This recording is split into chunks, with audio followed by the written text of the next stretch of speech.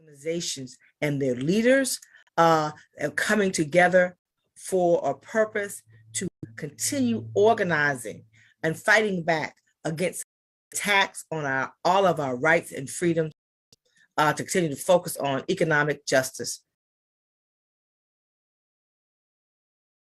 save our democracy from peril, and is merging our fact that in the midst of the midterm election, it is the election of our lifetime, and we know that a component of us being and win on our issues, our concerns, our freedoms is the power of up against a tsunami depression law enacted since 2021.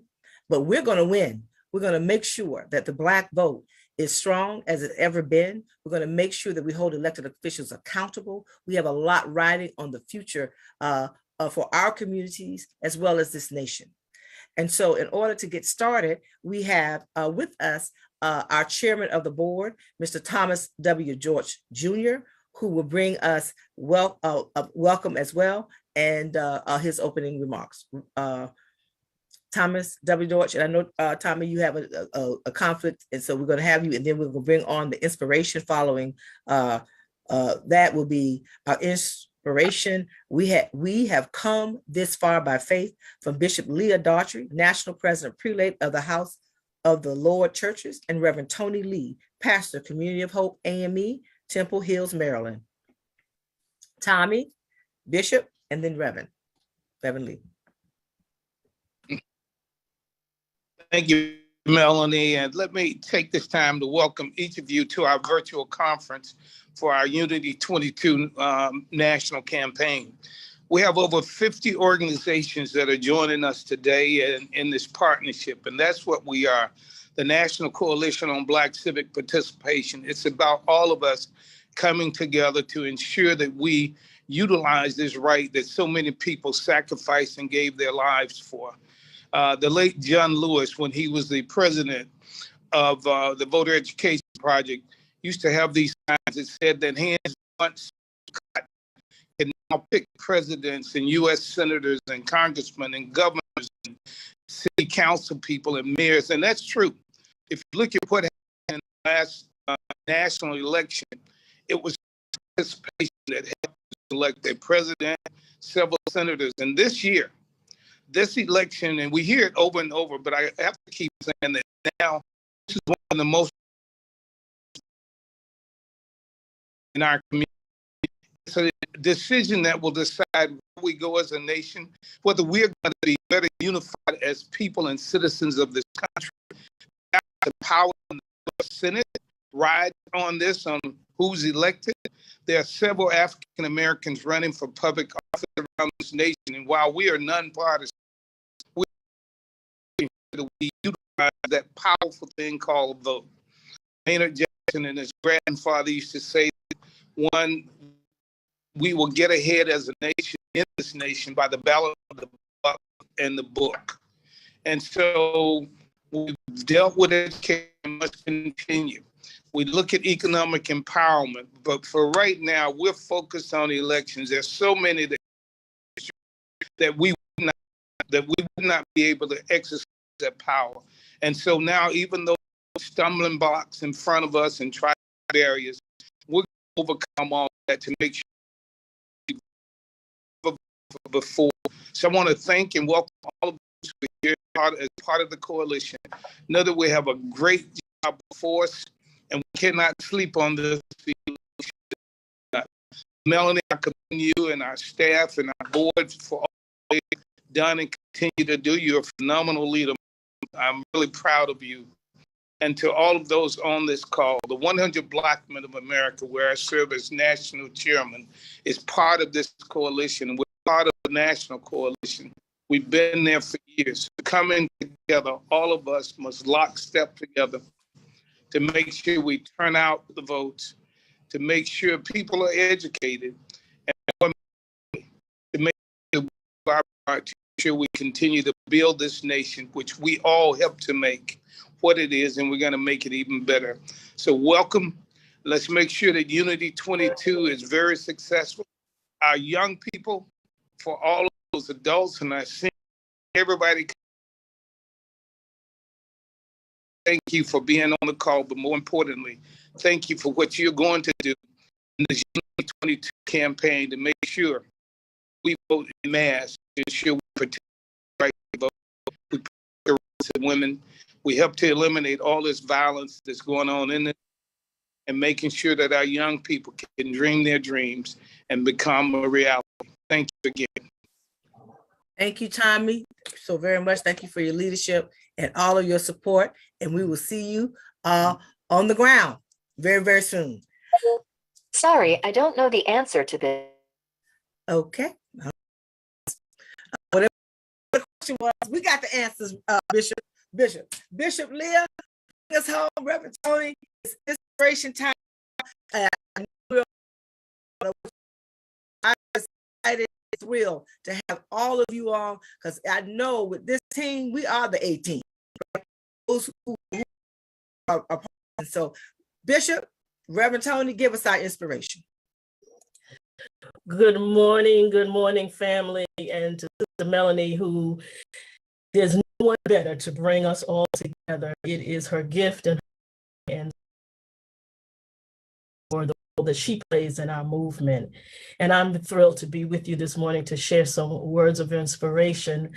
They gave me our watchwords. We've come this far by faith. We've come this far by faith at a place in our nation, at a crossroads of crises people would have imagined. There will be, as King said, some difficult days, but we've had difficult days before. We've survived the horrors of the Great Crossing and the soul-stripping degradation of slavery. We've lived through Reconstruction and Jim Crow and internment camps.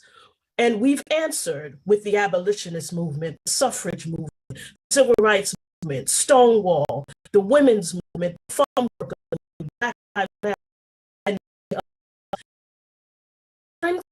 by the great cloud of witnesses who didn't receive the promises, but in the future and didn't stop believing just because their dreams wouldn't come to pass in their lifetime. Sojourner, Frederick, Cesar, our grandmothers, our grandfathers, and countless other ancestors didn't stop fighting for freedom, for education, for the right to vote, the right to live, the right to be equal, even though they weren't assured that they would see it in their lifetimes.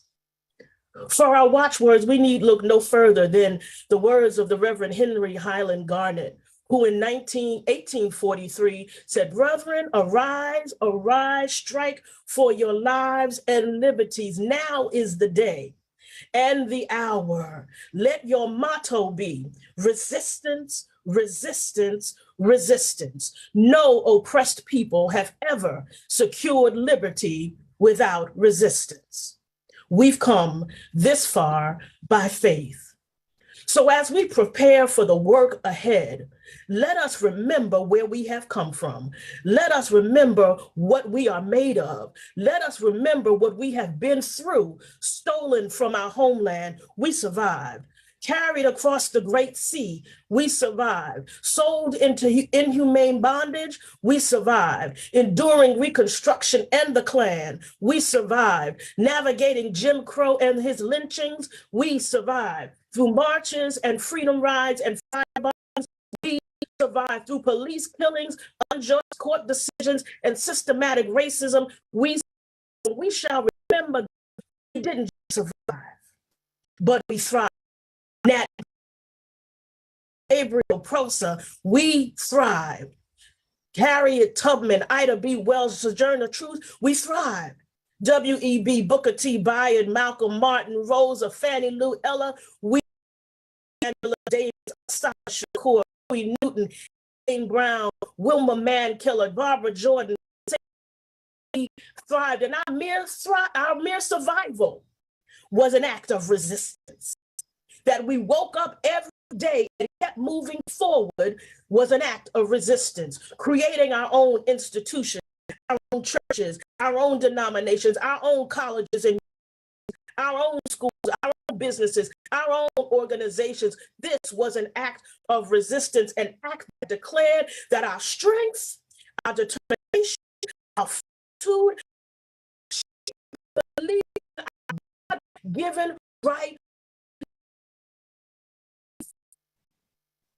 We are here today because of our ancestors of resistance, the refusal to die. And we, you and me, all of us together, individually, collectively, we are the evidence of their resistance.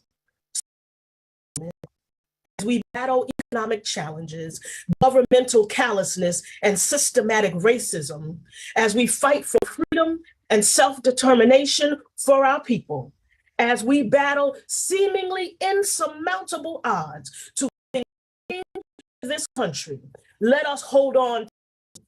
Let us remember to hope. Let us remind ourselves that there is hope, and that hope is a form of resistance. As the people of God, created in the image of God, our is belief in the face of insurmountable circumstance.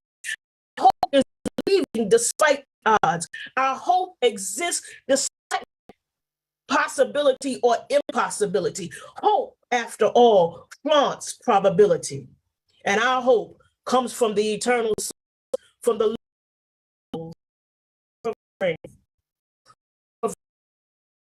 and I'm a preacher, so I'll give you a text. So though the fig tree shall blossom, and though there be by me, and though the flock be cut off from the fold, though there be no herd in the store, I will not worry, and my heart shall not fear, for our victory is certain, because we've come this far by faith. God bless you. Bishop, thank you so much for those wonderful words. I'm so grateful to just add a little bit on the end of it, but we need to say is let the church and everybody say amen to those wonderful words of inspiration, Bishop Daughtry, to Melanie, and thank you so much for all the incredible work you do, Sister Melanie, bringing us all together. One of the in this moment, as we talk about we've come this far by faith, is the we. As we're coming into this, to focus on the we've come this far, the we in it. On the day of Pentecost, the Bible says that when the day of Pentecost came, they were all together. A blow of a violent wind came from and filled the whole house. They were singing. They saw what seemed to be tongues of fire that set on the Holy Spirit and began to speak in other tongues as the Spirit enabled. Now, the incredible thing about this day is that came, they all were together. The scriptures, they were able to speak all that were around them from all different nations, and every nation heard them in their own tongue. That when we come together, that we literally, we come together, that we are able to communicate to everyone right where they are, the social, no matter their gender, no matter their political affiliation, no matter what side of the tracks they grew up on, that when we come together, that we are, one, able to communicate to folks right where they are, but two, organize them right where they are, because the scripture says that what? That this was the birth of the church, this was the organizing of the church, that thousands that day, that when we come together, we will see folks who have been on the sidelines to understand they need to get up and they need to get themselves up in the movement. When we come together and we find the power of our togetherness, then literally, I don't care how rough it looks, how tough it looks, how hard it looks, how organized they seem to be, when we come together, that mountains can move when we come together. and my sisters, I want to encourage you today that I know you may be a little weary. I know you may be a little tired, but don't you grow weary in well-doing, for we shall reap a harvest if we faint not. That don't you get tired of the battle, that we've come this far by faith. And as my old grandmom used to say, and I don't believe that God brought us this far to leave us. So let us walk together, children, and don't you get weary, because there's a great camp meeting on the other side. We, in this unity campaign, have come together by faith. Thank you, thank you, thank you so much, Reverend Lee, Bishop Daughtry. You brought us in the right space at the right time in this moment that we're in. So thank you also very, very much for bringing our inspiration. Bishop Lee, we're going to call on you again a little later, and Reverend Tony again, to talk about what's going on. We get into the tactical side of what we're trying to do, not telling all of our secrets, but just putting it out. We don't care who read it or hear about it. That's what we're going to talk about today. So next we will have our Unity Hour, awesome dynamic duo, our leader of our Unity 22 national campaign, my sister Christina Q, with her partner in all things powerful, Daryl Coles, who is the National Black Youth Vote Project Coordinator for the National Coalition. So we're going to turn it over to you two to give us a tight overview about the campaign for those who have not gotten a lot of details about it, who just stepped on faith and said, hey, we're going to be a part of this table. And be clear, this is a table that what we have attempted to do at the National Coalition is to build this unity, midterm elections and presidential elections, so that we can share resources, find ways that we can collaborate, find ways we can partner, so we can support each other. The National Coalition, we have 11 states that we work in every year, so we'll talk a little bit about that down the road from our state leaders. The Black table, and you just talked about, our goal is to build an intergenerational unity 2022 coalition table to maximize our resources and the partnerships with all of your respective organizations and the impact in the 2022 midterm elections. We're also we're particularly focused on increasing Black voter turnout and providing voter protection to ensure that our Black voters are counted in the 2022 midterm elections. And then we're also fighting back against historical attacks on our rights and freedoms, safety, and justice, and our democracy. And so we are particularly focused in the following states: Alabama, Florida, Georgia, Maryland, Michigan, Mississippi, North Carolina, Ohio, Pennsylvania, South Carolina, Virginia, and DC. And we will have, we'll hear more from our state affiliates on the priorities and everything that they have going on in their state, so you can learn about what we have going on with our partners, our state partners. And here is just a graphic of all of the organizations. So you should see your organization represented here. And we thank you all so much for responding and answering the call. And so we are excited to partner with you this year in the 2022 midterm elections. And so what is at stake right now is we have 34 U.S. Senate races, 35 House of Representative races, 36 gubernatorial races, and 88 of the 99 state legislature chambers that are all up for re-election this year. And we're, like I said, protecting our voting rights is a key component of our campaign. And we know that while we're focused on protecting our voting rights, we know all the other rights that we're fighting to protect is all connected, which is be it reproductive justice, economic security, racial justice. All these rights are connected to our voting rights. And so we want to make sure that we're making that connection and making it clear for Black voters to be mobilized and increasing their enthusiasm and making sure that they know that voting is their power and how they fight back against these attacks on their rights. And so today we're launching our campaign, and we're launching it in 2 phases. Through July and August be our summer of organizing and activism. And then the phase 2 will be our Vote Your Power GOTV/voter protection campaign. And that will go through December. And so today we have our launch, our virtual launch that we're all on right now. Tomorrow we'll be launching our Are You Vote Ready campaign materials on social media. You've already been provided the graphics in your social media toolkit. And so we'll ask that you share that on your social media platform, if you can, through your respective organizations, so that way we can have a Twitter storm. And we'll also be scheduling IG Live conversations as well as PSAs that will be amplifying throughout the Are You Vote Ready campaign to just make sure everyone understands the importance of being vote ready in this cycle.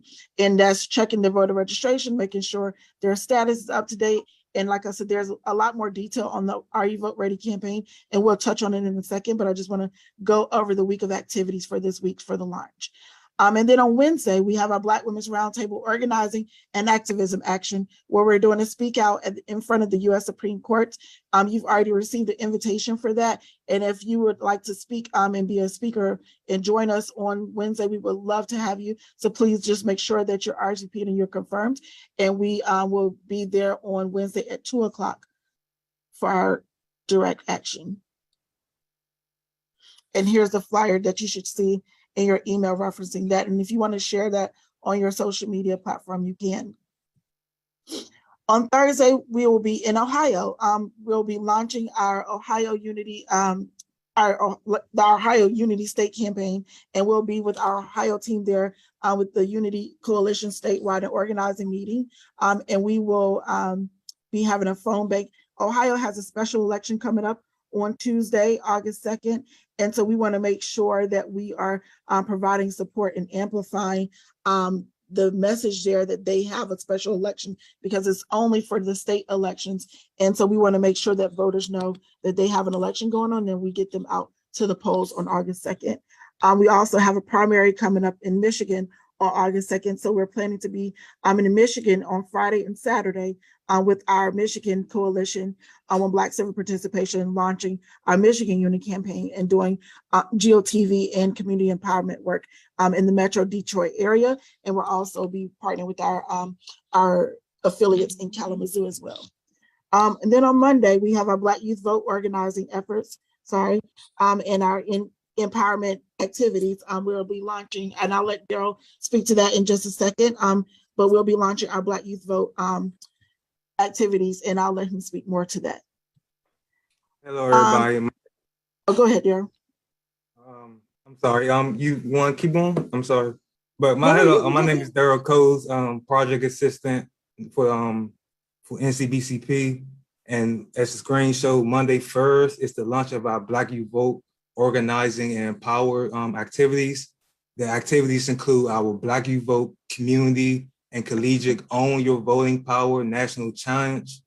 And the challenge is when we partner with mostly HBCUs, but we also partner with colleges and other universities, and also community-based organizations. And the goals of the challenge is to help protect voters from voter suppression tactics, educate, motivate, and mobilize peers to vote at HBCUs, colleges / universities, and just in the broad community, period. And also to create enthusiasm for the upcoming 2022 elections, state level and local level.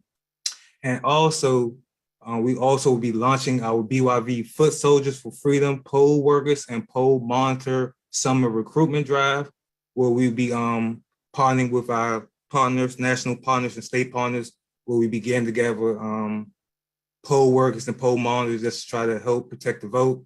And last but not least, we'll be hosting a virtual town hall named Brothers Can We Talk? What Brothers Want for Their Vote. And it will be a virtual town hall, and we will have some social media presence, and we just have a dialogue about how we can mobilize Black men and young Black men just to get more voter turnout and be more influenced and just more involved in the political atmosphere. And so we're looking forward to a successful week, and we'll be pushing out all this information, invite letters, and we'll be getting all this to you so you can blast out and push out to your networks, and we'll be looking forward to a successful week. And that's all for Black Youth Vote for right now. Thank you so much, Daryl. And then I'll jump back to, and the rest of our summer of organizing activism for July through August would be the Black Women Leaders and Allies Call to Action just like we're doing on Wednesday. We'll be doing more of that through the summer. And I mentioned already the Are You Vote Ready public awareness social media campaign. So this is in partnership with vote.org, and is making sure that voters can register, verify, and vote through this tool. And this is a tool that's available in all 50 states. And you can also share this on your website. And so, like I said, the social media graphics for Are You Vote Ready are in your toolkit, and the links to those options to register, verify, and vote are provided in your toolkit for you as well. And Daryl, well, I think you mentioned it, Daryl, but I think I did maybe. But the New Era Foot Soldiers for Freedom, where we're registering at least, our goal is to register at least 10,000 poll workers and poll monitors for the 2022 midterm election. And so we're hoping to do that with your help and your support. And we have that information provided for you in the toolkit as well. And Vote Your Power GOTV voter protection campaign, what that is comprised of for September through November, is our state trainings, where we'll do civic leadership and organizing state trainings with our Black youth vote teams. And then we'll have our Unity 2022 National Voter Registration Day, and we'll host a voter registration, Voting is Your Power registration drive. And then we'll also have our Black Women's Roundtable, Power of the Sister Vote, and Black Youth Vote, Vote for Justice, Voter Education, and GOTV organizing initiatives. And we also will be doing our Unity 2022 Know Your Rights and Voter Protection campaign for early voting and election day. And then we'll have command centers at Howard University and Clark Atlanta University, and we'll do a post-election media briefing. And then we'll also be working on our 2023 and 2024 strategic plan. So we'll be ready to go for the next election cycle. And a few key indicators of success is increasing our Black civic engagement and increasing Black voter turnout to at least the 2018 turnout levels. And that's Black women 54% or higher, Black men 46% or higher, Black youth 38% or higher in the 11 states. And we're hoping to reach 1 million Black voters in our tier 1 states and knock on at least 100,000 doors and have about 10,000 conversations and 100,000 voter contacts for each state through our phone banking, text messaging, direct mail, and community events. And then we're hoping to have 300,000 Black voter contacts in our tier 2 states. And we're trying to train 500 Black youth vote coordinators across the state with the help of our state affiliates. And we're also hoping to host organized GeoTV activities throughout the cycle, and then conduct research projects. We've already partnered with some of you, and we've already done the Essence poll, our Power of the Sister Vote poll in partnership with Essence. And I'm trying to just speed through because I know I may be at time soon, but we'll recruit and train at least 100. Go ahead. Yeah. We gotta. Okay, So I would just wrap up. Share that. Yes. Yeah. Yes, and I'll just wrap up with. You want me to wrap up with the key next steps, Mel? Yes. Yeah, and then we'll Okay. share the more detail because we are running a little behind. Okay. Perfect. So just key next steps on how you can partner with the campaign. I just wanted to make sure I gave you all a really clear next 8 steps. Participate in our virtual launch like you're doing today, promoting Are You Vote Ready materials on social media, participate on Wednesday in our Black Women Leaders and Allies rally at 2:00. And you can we're going to do a virtual phone bank for Ohio on the 28th. You can participate virtually in a text bank or phone bank for Michigan on the 29th or 30th, and promote BYV, Black Youth Vote, poll worker social media graphics, which is providing your toolkit. And then join us for our Brothers Can We Talk conversation. And our next meeting will be mid-August. And that's it. Thank you so much, Q. As you can see, this is a robust, very ambitious campaign, but we're in an ambitious moment. So we're gonna. I feel that we will be able to get this done and more. And we tried to target this as what's doable, what's been historical. And one of the things Q mentioned, I did want to lift, and then we're going to call on to do some research updates to you all. And then we're going to go right into hearing from many of our national partners, and then following that, state partners. But when we say, well, what do we want to do? The last midterm election, a lot happened. And what happened is young people showed up, Black women, brown women, and men, but women, most especially Black women, led the way when it came to, and our young people who didn't really get the credit for what they did in 2018. And so midterms are very hard, and our disappointment out there, but we've got to connect the dots on who's on the ballot and who's not in 2022. And so that's why we decided to this campaign to say if we can get to the numbers we got in 18 at least, then we can move. We want to do more, but if we can get there, we know. And if we get to 2014, that's our target. So now you're here. So thank you, Christina, and thank you, Daryl. Thank you for your leadership. And I know with you all at the helm, we're gonna be all right. Again, can I get an amen through the waves? We will hear, have some messaging updates from our sister, Dr. Delisa Saunders, who serves as our senior policy advisor for the National Coalition Roundtable, and our messaging guru and our Gwen McKinney, campaign director of Unerased Black Women Speak. There's some recent research in the last few months that have come out. One of Delisa will talk about our Black Women's Roundtable Essence Poll, and Gwen will talk about what's done recently.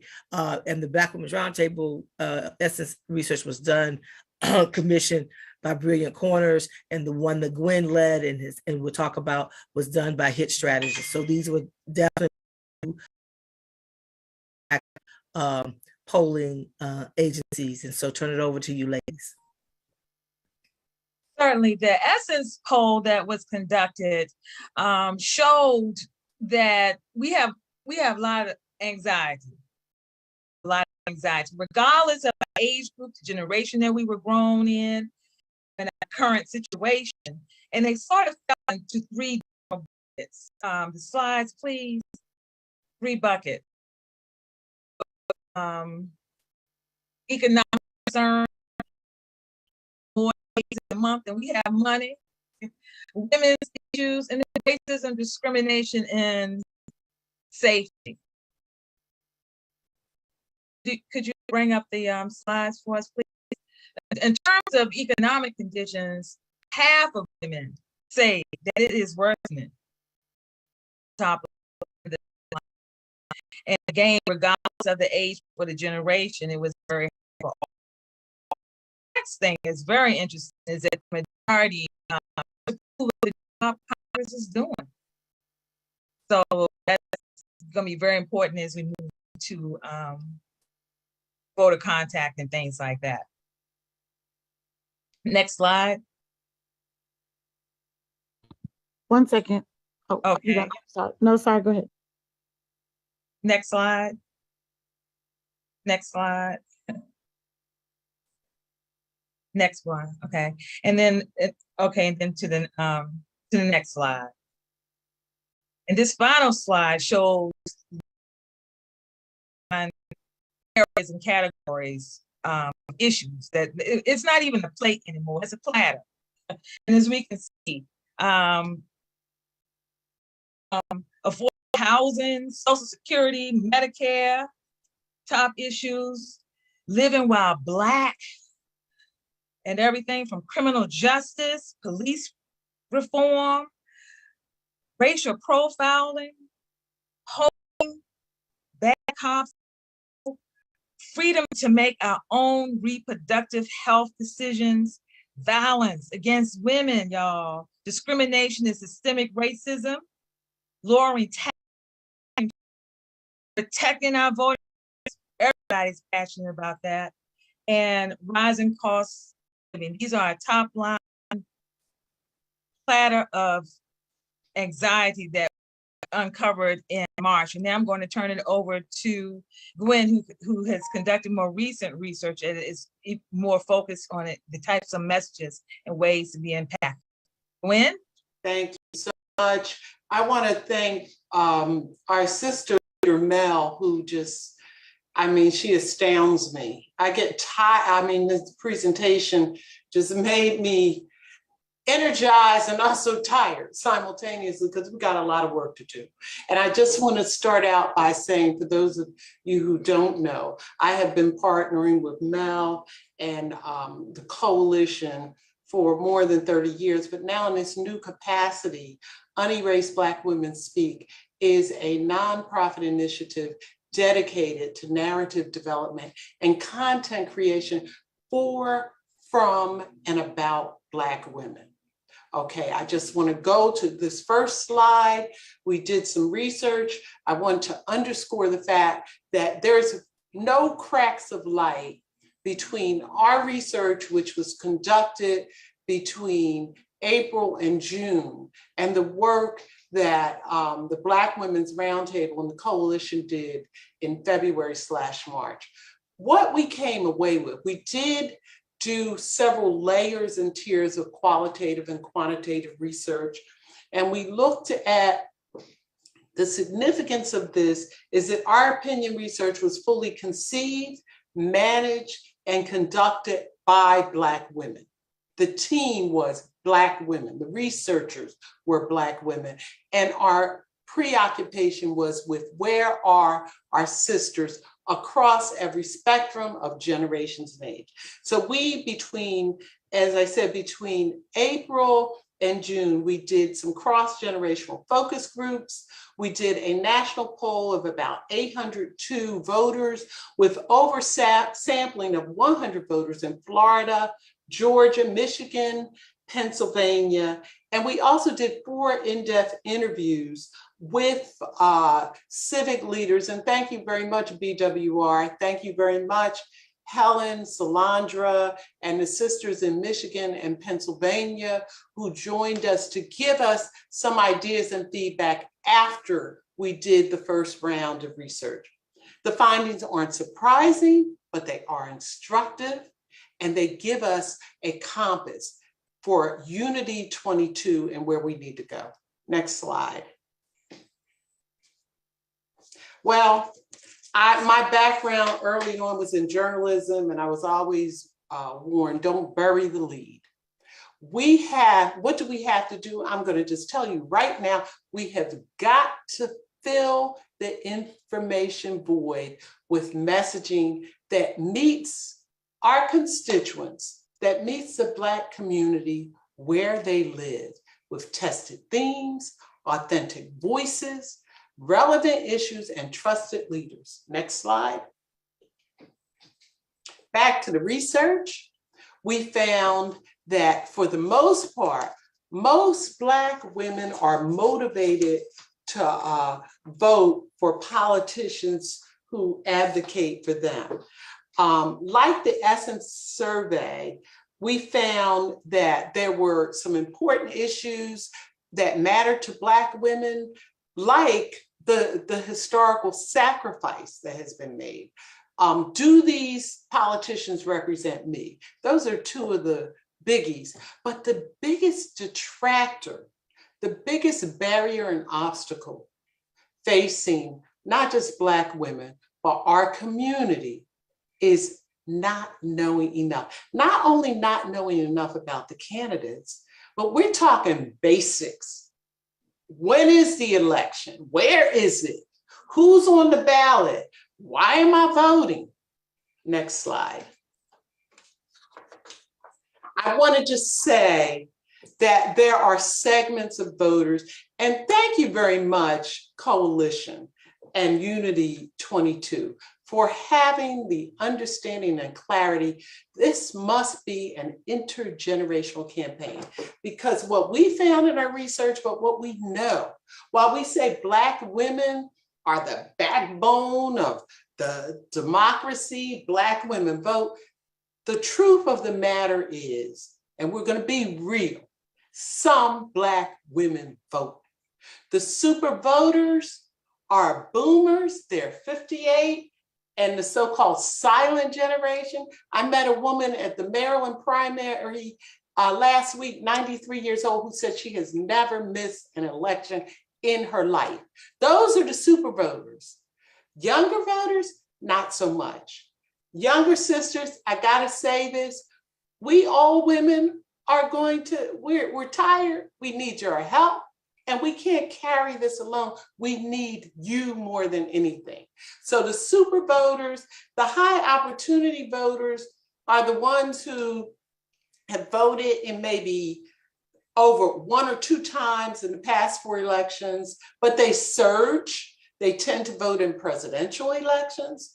But we also, we got to get those registered voters. Those are the ones who may be on the rolls, but between the last 4 elections, they may have voted 0 times. We got to do better than that. And I am so, so appreciative that Unity 22 is focusing on registration, because with a lot of these high opportunity and registered voters, the data is telling us it's a 50-50 chance they may show up. Next slide. So messaging matters, y'all. Messaging matters. We did in our poll, we opened the polling really with some questions about the likelihood of what would make someone vote. We inserted some sandwich meat in between, which were a number of bulleted messages which we developed and tested in the polling. And then we returned to the questions. I want you to look at that middle column, the question of how much power do you feel that your vote has to change things. Amazingly, after we probed around that message point that we have power in our vote, it changed, it shifted and moved the respondents by 34%, which is significant. And that tells you messaging matters. Next slide. We gotta feel powerful. We gotta feel powerful to act powerful. So what are we doing? We're joining Unity 22 as a message partner. And I have already told Mel, whatever you need me to do, tell me and I'll do it. We are moving messages in a coaching campaign. And what it is doing, back in the day when I was on K Street, would have charged a couple $1,000s for these sessions. But guess what? Now in my nonprofit life, these sessions are totally pro bono for leaders on the ground, because guess what? Every jurisdiction, every county, every state for Black people is battleground. The battleground is ours, right? And this is, hey Gwen, I know we gotta I'm gonna just tell you. Okay. Now, Okay. go to unerasebws.com to register. Last slide, and then I'm through. Okay. I need to give us some light. You see this? This is the light. You see the dog, the bird, the cat, the fish. Guess what? What we do is collaborate, but we also juggle, mobilize, lead, plan, and build. And I want to leave you with that. Thank you very much. Thank you, Gwen. And put in the chat how folks can reach you that may want to get that pro bono messaging support. I will right now. Thank you. So now, drum roll, please. Thank you to everyone again. I know a lot of folks have joined who went on at the beginning, so I'll say it again. Thank you so very much for coming together for this Unity 22 national campaign, and for this bringing us our national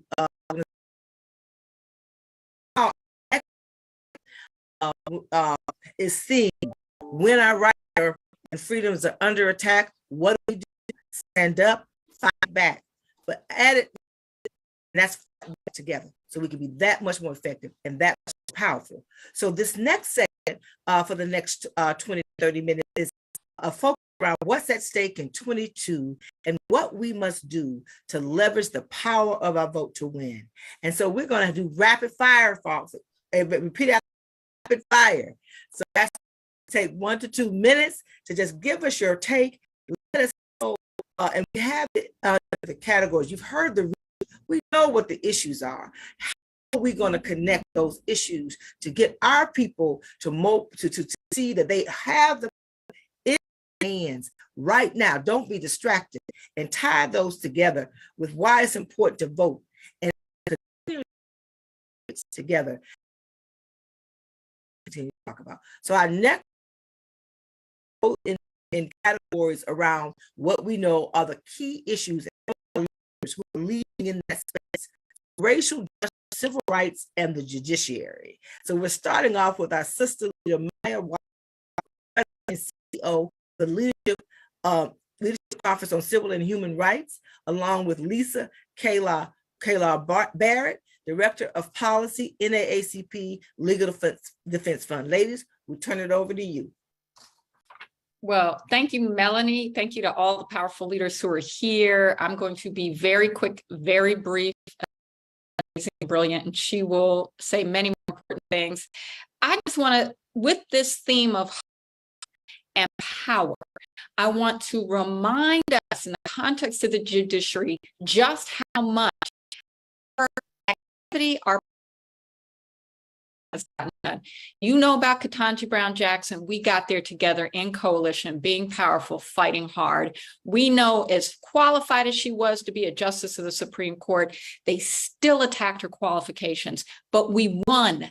But it's so much more than that. So there have been 74 judges appointed by President Biden in his term.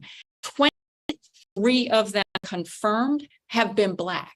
23.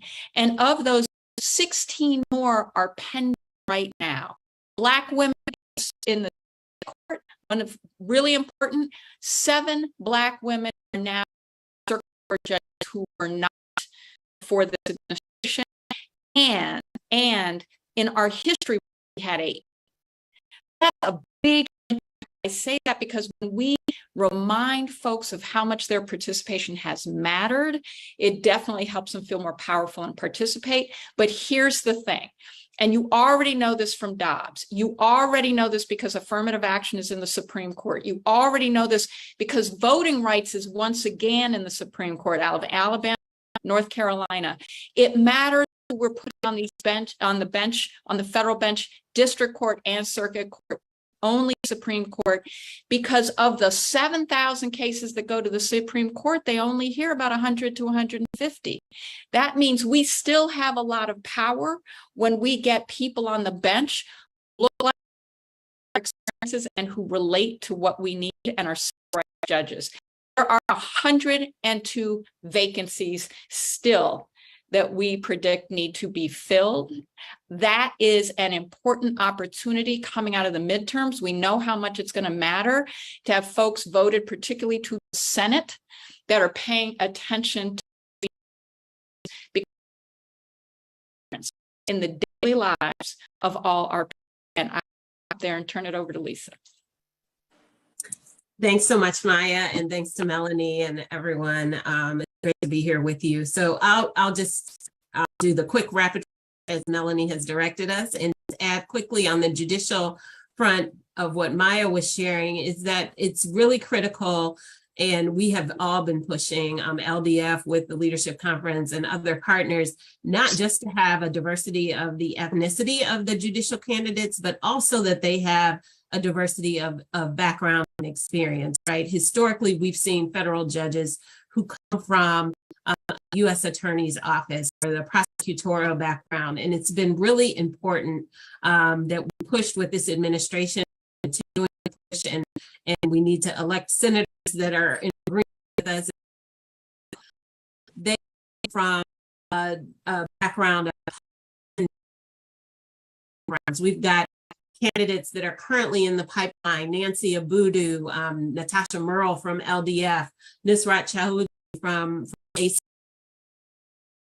voting rights background. And we all know what is happening with voting rights in this country. And to have judges on the that understand what is happening for voting rights for Black people in this country is really critical. Nancy Abudu is nominated to a court in Georgia, where, you know, that's the battleground around voting rights. And so this is so important that we get people in office that are going to help us really put critical people in these seats in judicial noms. The other piece that I just want to lift up, and I see Melanie came back on, so I'm gonna do it quick now, is January 6th, right? We've all been watching these January 6th hearings, and I hope that people are making the connection of what this is for the Black community. LDF submitted a statement to make sure that this connection is not lost.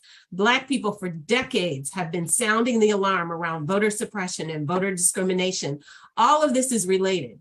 What the voter suppression and voter discrimination that we've been experiencing, the January 6th, which was really a backlash against the voter participation that came in 2020, the gerrymandering of districts, and we're in the midst of this redistricting cycle to try to dilute the voice of Black people.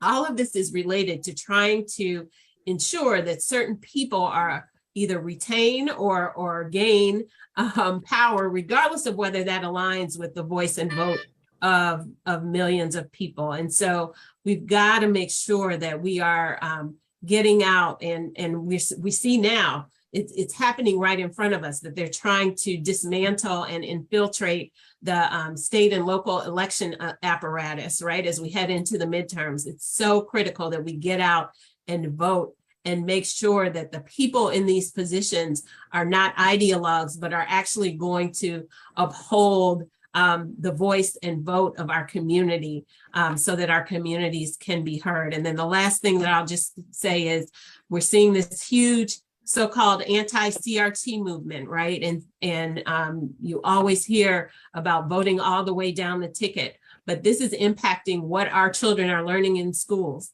Not that we've ever been satisfied with what our children have been learning in public schools, but now they want to whitewash it even more and even change, what is taught about the limited amount of what is taught about slavery and the history of racial discrimination in this country.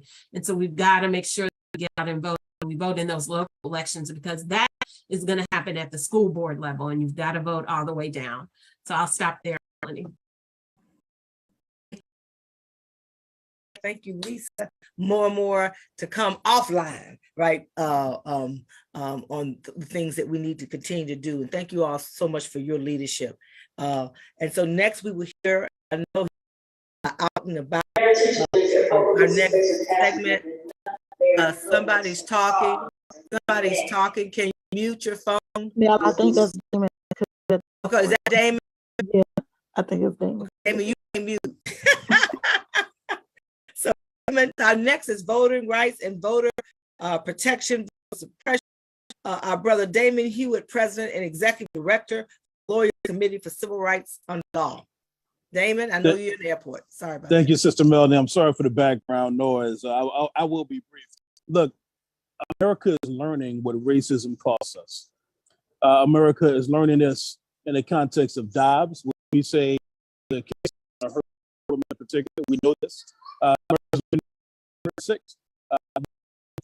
An attack that was founded on the big lie, based on allegation of voter fraud in majority Atlanta, Detroit. We know what this is all about. We saw this insurrection because we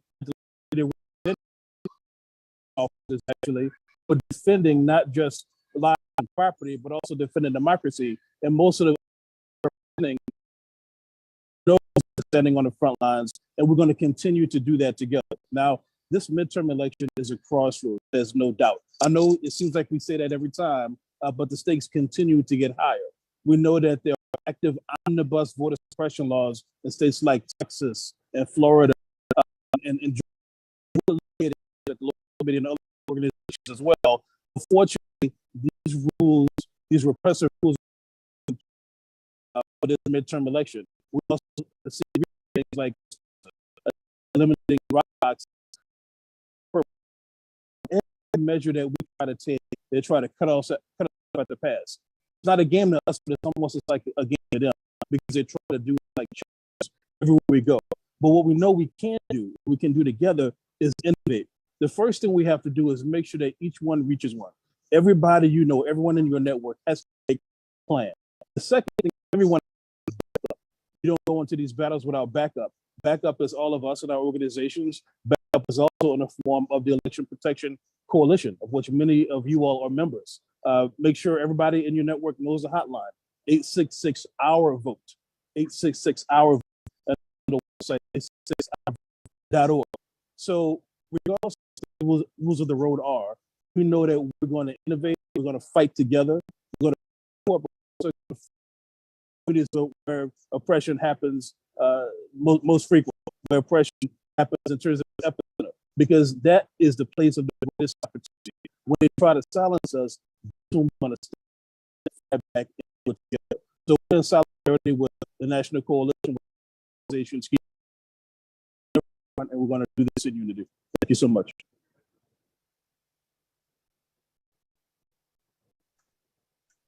Thank you so much, Damon. We know you're in the airport and moving, and we just appreciate you. I'm going to deviate for a moment. Dr. Skinner is on, and I know she's dealing with something that she has to jump on and jump off, but the faith community is doing a lot around voter protection. So I wanted to see if we could cue Dr. Barbara Skinner up, William Skinner up. Is she on?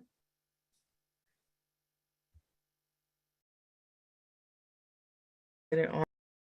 She's on. So is she in the, so we can bring her over. That would be helpful. Is that it? Going once? All She'll right. be on in a second now. Okay. Okay. Oops. Hi, Okay. Hey, Dr. Skinner. Good morning. Hi there. Hi. Good morning. Good morning, everyone. So, thank you. So if you can get us updates, Barbara, in like a couple of minutes, that'll be great. I know you're in the middle of stuff, right? So we want to pull you on up on the agenda. Yes, thank you so much, everyone. I don't have to tell you that the house is on fire. The American house is on fire, and no one seems to be sounding the alarm loud enough. And so Black Americans are left with our allies to do that. In the Christian community and the faith community with Jewish and Muslim allies, we have launched in 12, now 10 states, in Alabama, Arizona, Florida, Georgia, Michigan, North Carolina, Ohio, Pennsylvania, Texas, and Wisconsin, a voter justice campaign that focuses on getting younger voters out, especially because that's where our community is weakest. We have hosted 9 voter education webinars on Know Your Rights training and what's at stake. We've completed 6. We are watching meetings with secretaries of state of those 6 of our 10 states. Where we are now, we call a Lawyers and Collars poll chaplain program, 2,000 poll chaplain in those areas, but we got to add as well as preparation for partisan poll challengers, interrogators that are being recruited heavily right now. We have called the Justice Department, talked to Kristen Clark. We've had the Lawyers Committee and is on it, but the Legal Defense Fund has just hosted a webinar for clergy across the country. What I believe is the most important is there's got to be a massive letter outreach to the president. He wouldn't be there but for Black people. He may other people, you can say, but without that community who he said he would have our backs, since we've not heard even the vice president talk about voting rights for the last 4 months. Sure, the bill law.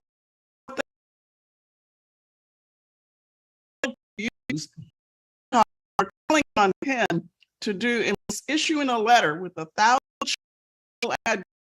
organization, anyone who wants to sign it, to say that he needs to have a national presidential address to the nation on the danger to democracy right now. When you have over half of the country not believing in Constitution, what form of government are we talking about? And many are getting elected to office. So election important election ever. This time we're telling the truth. If we don't get 2022 right in a midterm, when the Black vote turnout is not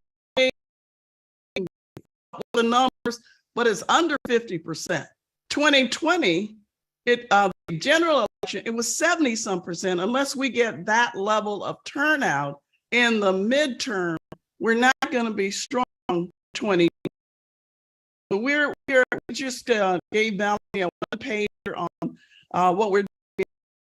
We're other organizations. Voter registration deadlines map. We can lift that out, Melanie, send that back to you. Everybody should have that because we still have 9 million unregistered African Americans. Not a community call. This is a Black community call, and I'm grateful for the opportunity on the national. Thank you, Dr. Barbara. Appreciate you sending big hugs and love to you as you deal with your family and lifting you up in your loss. Thank you so much. Next, we will hear from some leaders in the women's rights as well as the on Butler, president of Emily's List, but she left some information that Q will share. And we'll hear Dr. Thelma Daly, chair and president of the National Council of Negro Women, NCNW, and Zakiya Thomas, who is the president and CEO of ERA. And everyone, please stay within your 1 to 2 minutes, please.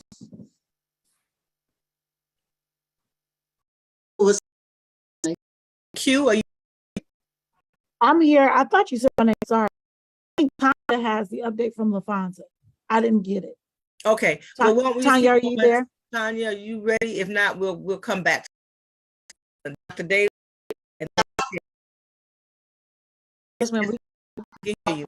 Yeah, first I want to thank you for organizing all of this and for your leadership. I just want to say a couple things. First of all, I want us also to realize that there's a lot of fear out there. When I talk to anybody, women, anybody, there's a lot of fear. There are a lot of people who are not voting because of their attitudes. They think it's not going to count anyway. So as we come together to put all of us together, one community to another community, in whatever way we do it, through our churches, through our groups, but I think we have to talk our facts, and we really have to get down, really community to convince our people. Otherwise, we might lose the election.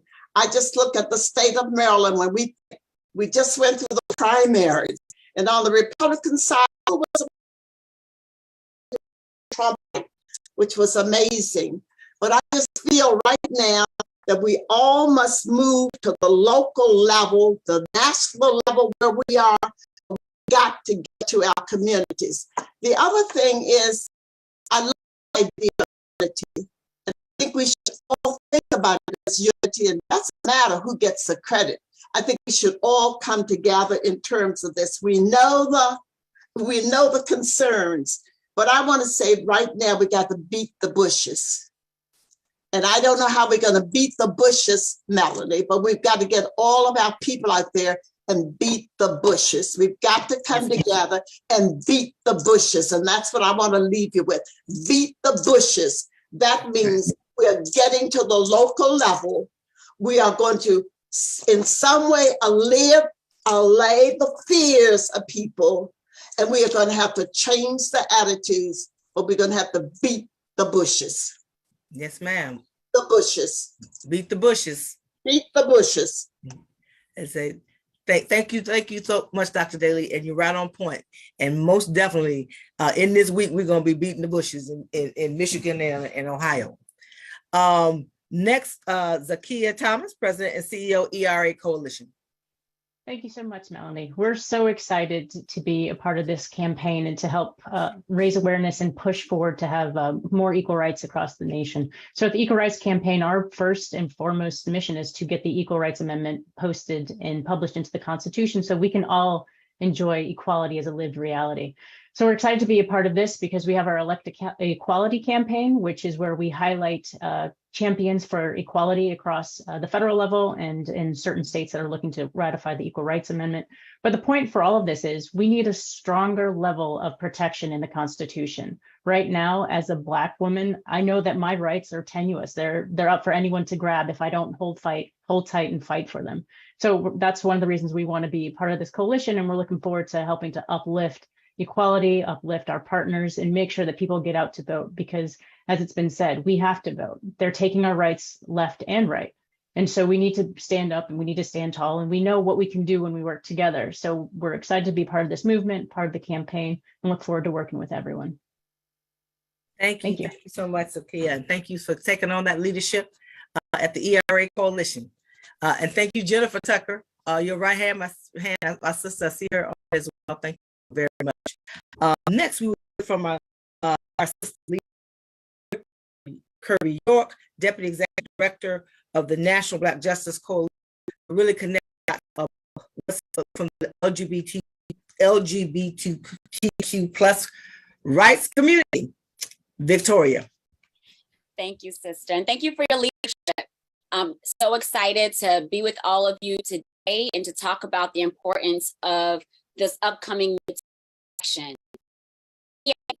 Our community and so many others were able to stand firm and take back state houses folks didn't think we would, and win state houses folks didn't think we would, and were able to extreme elements of the conservative ideology, from being able to hold a national convention for the first time since the founding of our nation that would have been able to rewrite the U.S. Constitution and their ideology.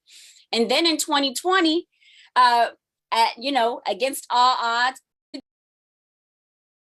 were able to even more some additional wins. We've knuckled buck down and make sure that we have folks who said the thing that we were able to prove, especially in 2020, loyalty is for our loyalty and our labor, not for community. We must be listened to, and we must have the opportunity to show leadership. We've seen that happen administration, and more can be done if we can really win and not have a 50-50 split, have numbers that can help us push these things through. The issue number one for the Black LGBTQ community is the Equality Act. When it was talked earlier in Doctrine Prayer about living while Black, that's what the Equality Act would help be able to add much needed protections in transportation, like taxis and Ubers, retail, such as when we're followed in stores, publicly funded programs, and also intersections who we are. Many of us don't know, and some of us sometimes forget. We're not included in all parts. Women we're not included in all parts of the Civil Rights Act of 1964. The Equality Act gives us that fixed and also allows us to get LGBTQ plus and same gender loving folks included as well.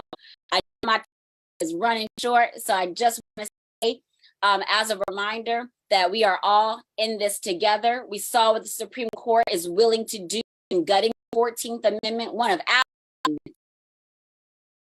our community. Equal protection under the law is something that Dobbs, that abortion decision, put at risk for so many communities. And with the right Senate and the right power, we can make sure that it's normalized in this community, including the LGBTQ plus community, and especially those of us who are Black and live at that intersection, remains the gem of our Constitution. Thank you so much. We look forward to working closely with you and David and your whole team. LGBT community.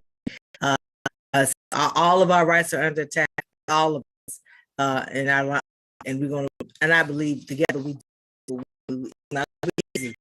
I just went through a whole lot, so we're going to do what we got to do. I want to go back because I apologize. Tanya with Emily's list. If you're still on, Emily's.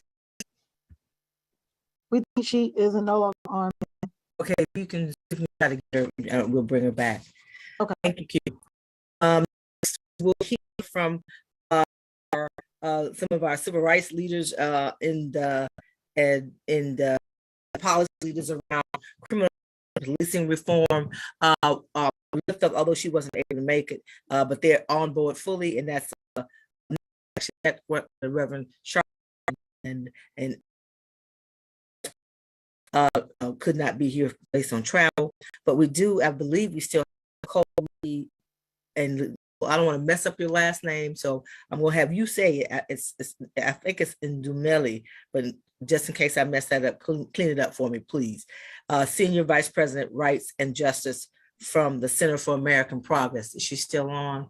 I am. Thank you so much, Melanie. You did it well. Nicole Ndumeli from the Center for American Progress. Thank you for having us here today and inviting us to be in this critical campaign with all of you.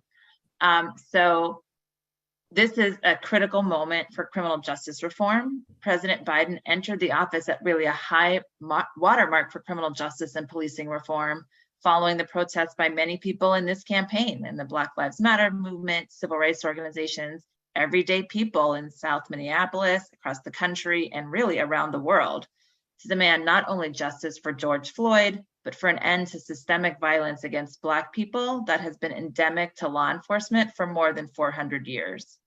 But even with this renewed national conversation on racism and policing and widespread support for the George Floyd Justice and Policing Act, we know it has stalled in the Senate for over 2 years.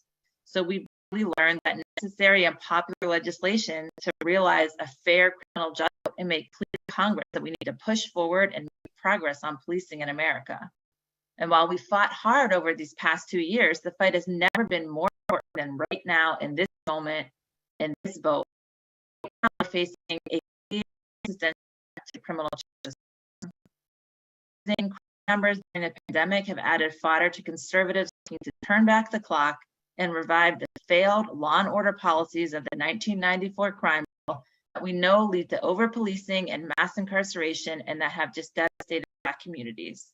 We must realize the mistakes of the 1990s and fight to protect the hard-fought gains that make our communities safer and more just. Unity, just that, to leverage our vote and build just communities. Thank you so much. Thank you so much, Nicole. And that's how we say we gotta stand up, fight back, and we gotta vote. We gotta do it all. We gotta do it all. So thank you so very much. Look forward to working with you.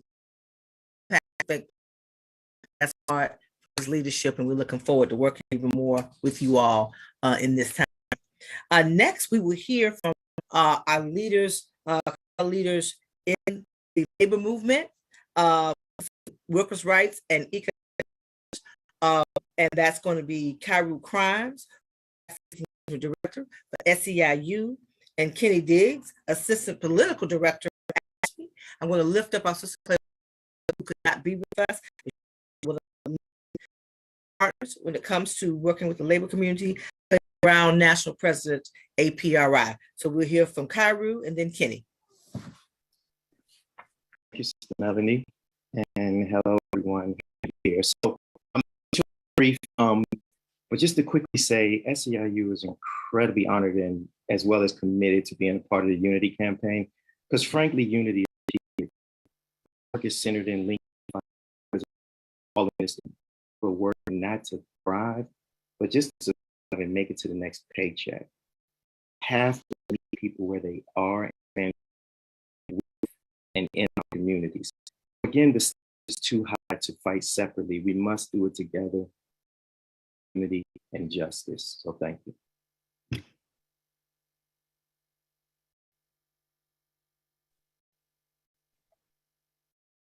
Now it's Kenny still.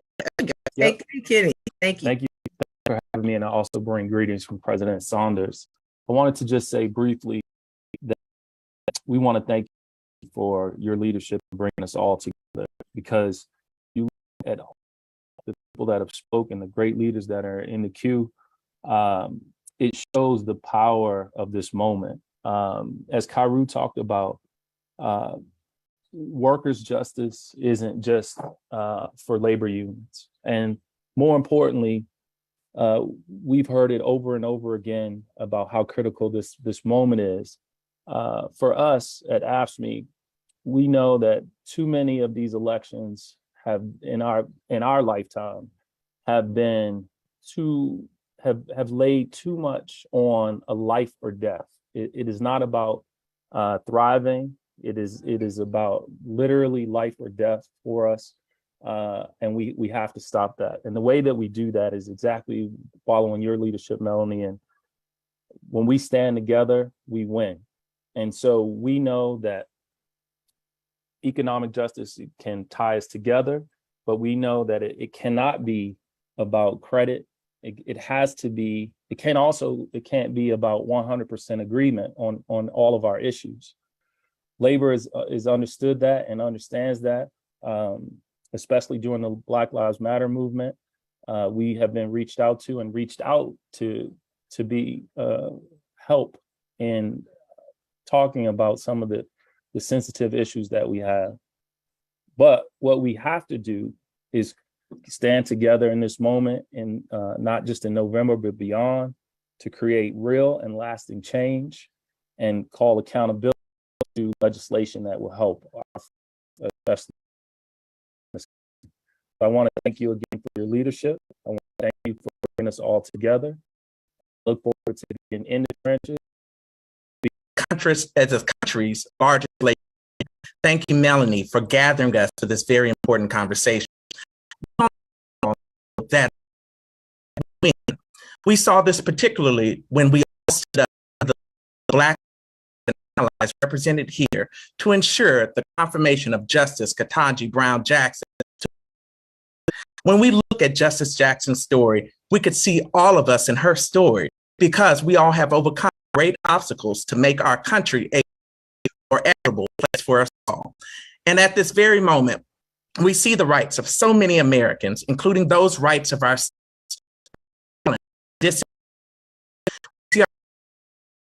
by racist and hate-filled individuals, white supremacist ideologies. We see many of our fundamental rights being stripped before our very eyes. So important that candidates at every level, in every state, from gubernatorial offices to school boards, who stand with us and represent all, they both respect and reflect all Americans. Candidates who know that every student must have the access and opportunity to sum up, to not only succeed, that our educators, as the practitioners in the classrooms, must be able to teach the honest and accurate truth of this nation's history. That understand must be something done about the amount of student loan debt, which we know impacts both. So as these many challenges are showing up at the front doors of our public schools, NEA members will continue to work to create safe, just, and equitable schools grounded in humanity, respect for our educators, and our democracy by strengthening rights so people can vote to support the foundation of that democracy. We continue to not only fight, but win alongside everyone here and viewing this webinar, because our students are depending on us. When we fight, we win. Thank you. Good job. I echo what Brenda says, and on behalf of American Federation of Teachers and our 1.7+ million members around the country, we come and gladly join everyone that's on this call today. If one of us is in trouble, it is all of us that are in trouble. Those issues that affect you affect us. There is not an issue that does not affect us in education, from to food insecurity, student loans, alone is so impactful that it is reduced the number of Black and brown teachers in our system. It is a study done that when Black and brown students have Black and brown teachers, they have a greater chance of going on to college and being able. So it is important that we fight together on all of these issues. Food insecurity, children show up and they in fact have not to the day. COVID allowed an opportunity the life system to sustain issues of HVAC, food insecurities, other like. And so we at the American Federation of Teachers join you in order to make this fight, this next election. Every one of us do all that we can do to make sure that each and every person that we know within our sphere of influence shows up and votes, shows up and vote. And so on behalf of the American Federation of Teachers, I am grateful to join you today to do whatever it takes to take this fight on. Thank you. Thank you. Thank you, Dr. Regina. Thank you so very much. And thank you and Brandon so much, very much. We're looking forward to fighting the fight and winning. Next, we will hear from our sister Felicia Davis from the Environmental Justice Movement. Felicia is director of HBCU Green Fund, and you will hear from her a little later on down on the agenda as well, because she leads our Clayton County Black Women's Roundtable. Sister Felicia, turn it over to you. Thank you so much, Melanie, and so pleased to be here with everyone on this call, getting ready for this great work that we must get done. So from the environmental justice perspective, our community had high expectations with the Biden-Harris administration and a major setback in the climate arena. So just when we thought we were making huge progress, the Supreme Court dealt our community a major blow, kind of stopping the climate action in its step. So what that does mean is that we have an opportunity to galvanize that community and bring it fully into our GOTV work in a way that it maybe hasn't been before. Because I think the environmental community has worked on its own track, so to speak, with EJ being a bit of a bridge. So it adds yet another issue, especially for galvanizing young people, where they may not respond to our traditional civil rights, voting rights appeal. They have been in the lead on just as much criminal justice, certainly environmental justice. So to keep it very brief, that is a rallying cry. I think that we can leverage in our messaging, and up and going with communities reeling a bit. Didn't expect this result or this moment, but linked to climate change, everything on fire. Our country, again, yet another major global area that we are trying to go back. So, Thank you, Felicia. Very much. And we know there are other issues, but we pulled out and just wanted to lift up, like, why, what is at stake? And so give a better capture through the leadership of those who are actually on the front lines leading in these spaces to us kind of get home. Affecting our communities across this country.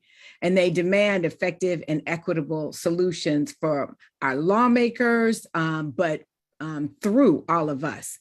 That is why we, the members of Delta Sigma Theta and our over 900 chapters, stand ready to engage our communities to exercise the right to vote this November. As we've done since our founding in 1913, we'll continue to register, educate, motivate, and mobilize voters to ensure that all of our voices are heard and protected at the polls. As a partner in this Unity 22 campaign, please know that Delta Sigma Theta is standing shoulder to shoulder with you, with all that you're doing to be sure that we are making our voices heard in this most important consequential election in recent history. The coalition is sure to be the difference maker in November, and you have my word that we will do all that we can to power the vote and fight against historic attacks on safety and democracy. We know the power of unity. We know the power of our collective unity. So now let's go win together.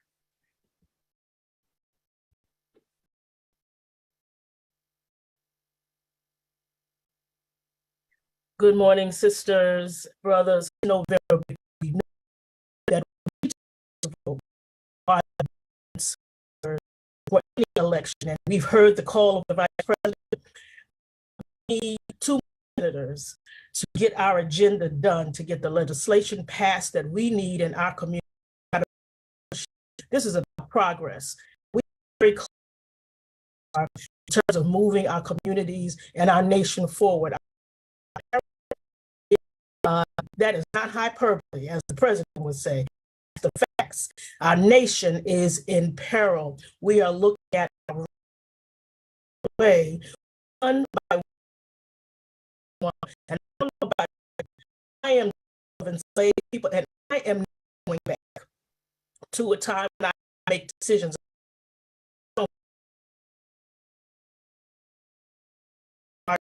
When the slave master told us what we could and could not do. We're not going back. And so Power Rising is committed, all of our sisters, with all of our labor union brothers and sisters, with all of the organizations that Melanie has so deftly pulled together, to moving our communities forward, to banding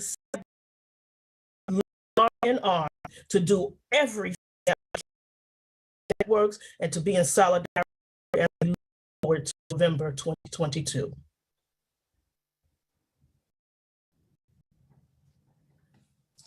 Good afternoon, everybody. I just want to say thanks to Melanie and the entire team for pulling this together. I'm gonna say 4 things really quickly. 2 things talking about what it is that we're working on at Black Voters Matter, and a couple of things talking about what we need collectively for our collective success. Again, I'm Cliff Albright, Black Voters, co-founder, executive director of Black Voters Matter. We are doing work this year in 26 different states, either directly through staff or through partnerships and partner networks of community-based groups. Part of that work is going to include the Blackest Bus in America, traveling all around the country, supporting community groups and various events. And so if you're somebody that, and we'll be working with many of the organizations that are on this call right here, if you're somebody who wants to get involved, get connected, or wants a visit from the Blackest Bus, then go on and send a text We Matter to 25225. We Matter, one word, to 25225. Second thing in terms of what we're doing, I think this goes back to something that Dr. William Skinner said earlier. You know, we need to, as we're going around talking about these elections, and we're talking about everything from Senate all the way down to DAs and sheriffs and things of that nature. But as we're going around and trying to get these extra people in governance, we need commitments, right? We know about the battle for voting rights, and that battle is not over, but we started a voting rights contract in order to get candidates to put up front what it is that they're willing to do for voting rights. And not even that for other things like abortion rights, right? And so many other things. We've got to get those commitments. We got to get signed contracts, or else a couple extra people to Senate or to whatever level of government, and only to find out that they're not actually going to do the things that we thought that they were going to do. So again, you can text us to get connected for collective success. One, we've got to believe, the power of belief. There's going to be a lot of people over the next 4 or 5 months talking about what it is that Black voters can do and won't do and haven't done. And we've got to believe in the power. We've got to believe in this country. And then the last thing I'm going to say, along with that belief, the thing that is critical is that, and this is the thing that Tony wanted us to talk about, the power of our unity, of us working together, right? When we work together, our history shows us that we can win. We got to remember, Brother Malcolm said, we are not oppressed because we are Christian or male or female, because we light skin or dark skin. We are, and we have as much unity and fighting against it as those who are against us have had in that oppression. When we have our belief, when we work together in unity, not only is called for, our history shows us that we will. Thank y'all. Thank you so much, Brother Cliff, and your whole team, Latasha. And I'll be on that bus, so give me a seat. And it's the power of belief. And thank you so much from Sarah, President Elsie, as well as Bishop Leah. And I know that, like as we all said, together we have to win. We have to win, right? And we know it's not going to be one off. We have to push this for a number of years. That push back against that on us. So next we lift. She was trying to make it, but just in case, I'm not sure if Julie Green Collier, Deputy Chief of Staff for AFL-CIO, if she's on, I'm not sure. But I do know that Joteka Edie, convener, women on, Education Fund is on, and Marge Baker, Executive Vice President for the American Way, is on. So if Julie's not on, we'll hear from Joteka and Stephanie and Marge.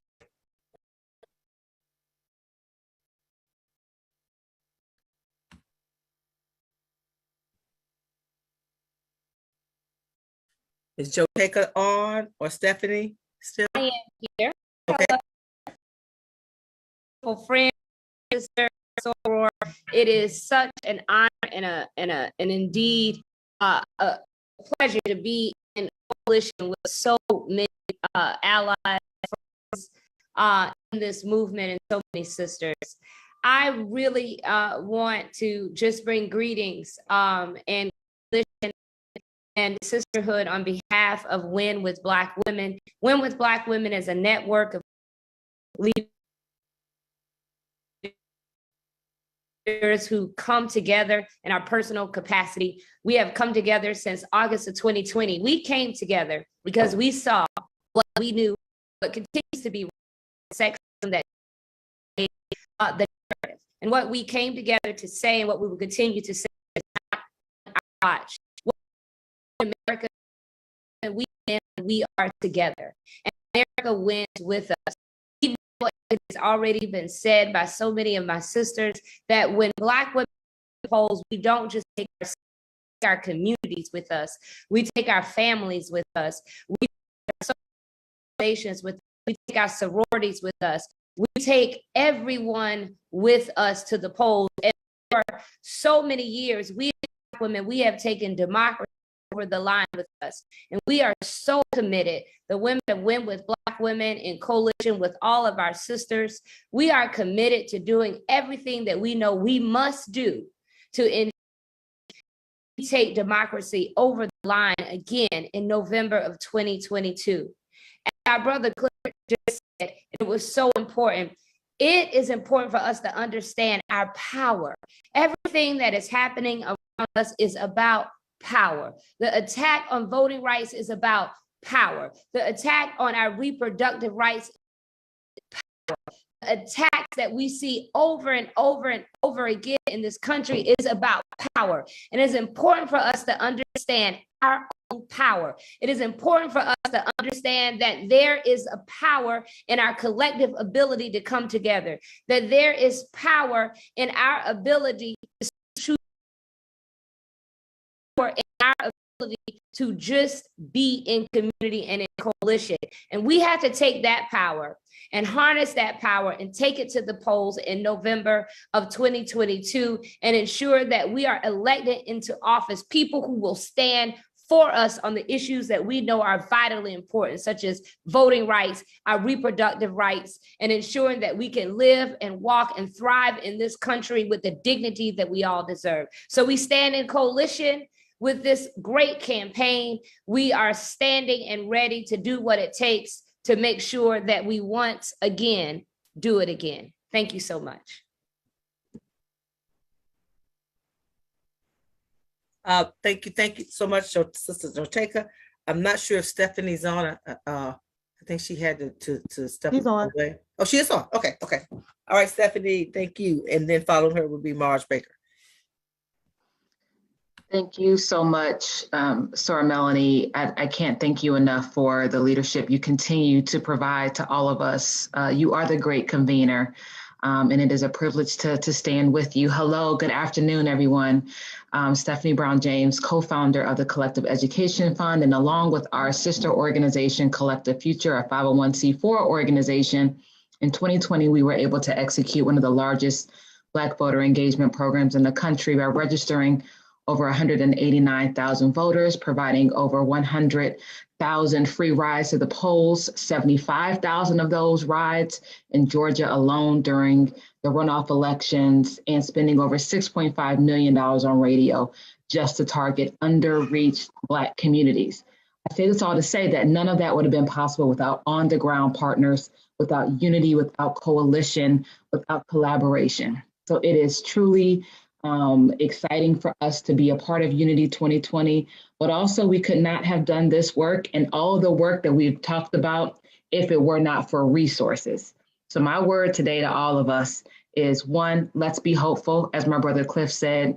2, as my past national president, Sora Davis said, we must be on the ground, but we must make sure that we have the resources required to be effective. Let's all talk to those in our community who have not given that $1 and $5 and $10 don't add up, but they do when you give it on a monthly basis.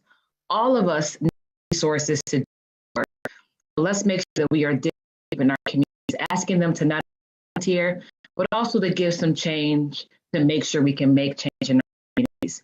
There are lines right now not supporting the nonprofit, nonpartisan work that we all have going on. This is the time for us to call them all to the carpet, not afford to have them until October to help us do this critical work, which is most necessary now. So please know that the Collective Education Fund, Collective Future, we stand with you. We are excited for the work that Unity 2020 will surely do to change, to protect democracy in this country. Thank you. Thank you. Thank you so much, Stephanie. I love that award in the background. One of our Spirit of Democracy honors. It was really good to see you. And thank you so much. Next, we'll hear from Marge Baker, Executive Vice President, People of the American Way. Following her is Reverend Michael McBride, Director of Urban Strategies, Live Free Campaign. And following Reverend Pastor Mike will be Holly Holiday, Esquire President, Sisters Lead, Sisters Vote. Marge, Pastor Mike, and Holly. Thank you so much, Melanie. I am honored and privileged to be representing President Ben Jealous, who couldn't be here today. And I'm humbled to be on this call with such incredible leaders. And Melanie, I tell you how much I treasure and respect your organizing, your leadership. It's just, it's incredible and it's inspiring, and so much in this. And I'll repeat what this is a midterm election where the stakes could not be higher. It is essential we do this in unity with one another. We're here to help in any way that we possibly can. And it is about the courts. This is about racial justice. This is about economic justice. This is about environmental justice. This is about LGBTQ equality. We can go on and on and on. Every single issue we care about is at stake in these elections. We have to do it together. And the last thing I would say, I really appreciate Stephanie's call to fund this. With this, we can't wait to the last minute that is required here. So I want to shout out that, and just again say, privilege and honor People Force in this to do whatever we can. The stakes could not be higher. The issues are critical, and our power is our vote, and we need to exercise that. So thank you so much. It's great to be here with everyone. My name is Michael. I serve as the National Director for the USA Network, also as one of the co-conveners of the Black. Excited to always be in partnership with the great mother, Elder Melanie Campbell, and this wonderful table of comrades and freedom fighters. And we are indeed in a moment where our unity must be seen as our greatest weapon against all of these forces that are coming against us. I want to just flag two quick things as it relates to what we think must be on the agenda for us moving forward. President Biden has just announced a $37 billion crime response to crime framework that will include 300,000 more police officers over the next 5 years across the country. We are hearing that there are moderate Democrats in the House who are asking the Democrats to make a big play for increasing police funding. And what we know is literally we have, the 1994 crime bill that exact provision, 100,000 more cops into the communities. And it took us over 25 years just to get a movement to push back on that narrative. I am concerned that this moment requires us to have a unified narrative and pushback against adding 100,000 more police in a moment when we can't even get police reform or accountability bills passed across the federal, state, and even many local jurisdictions. And so our work will continue to hopefully push this framework that we have to keep reimagining public safety. We acknowledge that there are indeed significant challenges around violence in our communities. But can we imagine that 100,000 police officers over the next 5 years without a guarantee who will be the next president, that we are making ourselves so vulnerable to another failed response to gun violence and crime in our communities without having scaled up the kind of targeted interventions that we know save lives? And so our work in Live Free and with the Black Church networks that we are organizing along with some of our younger movement friends will be to continue to make sure we keep a reimagining public safety conversation, that we hold elected officials accountable to not running on tough on crime policies and or campaigns in order to secure votes. We think this will drive away younger voters, and certainly many of us who've been working in the criminal justice reform and reimagining public safety. Excited to have several initiatives that are going to be rolling out starting in August. We've been at all that include the AME, Chicago Christ, PW, some other significant spaces, and asking congregations to make sure our 100% voting congregations, and we're going to set up tools, our engagement rocks platform to help them do that. We're voting Sabbaths and what we're calling hope healing concerts that we'll do throughout the next 3 months that will be tied to Souls to the Polls efforts, setting up hackathon and voter registration campaign. So we're excited to do our part as we come to cities and counties and states where partners are. We would love to partner with you, invite you to co-sponsor, invite you to set up booths, amplify the work you're doing as well. Again, our unity is our greatest weapon in the moment, and I appreciate Melanie for giving up on your work. Thank you, Pat. I'm a baby sister. Take it, baby sister, mother. Holly, and then we're going to move Deborah Scott, who I know so after Holly Holiday, Deborah Scott from Georgia, stand up. You're on mute, Holly. It's a pleasure to be in community with the National Coalition. I feel like I just came on back. Probably most of what I learned in doing this work, I learned from Melanie and from Tanya and from Daryl and Matthew. So I appreciate being in community. It is all about unity. When we are utilizing our force multiplier, because we the Black community, we are influential in leading constituencies circles of all the communities in which we sit. Here at Sisters Lead, Sisters Vote, we are focused on as a force multiplier in the political space. Specifically, we're going to be looking at in about 11 states, organizing strategy conversations on the C4 side, ensuring that folks understand the plan and the connection. We talk about the importance of reproductive rights. We talk about the importance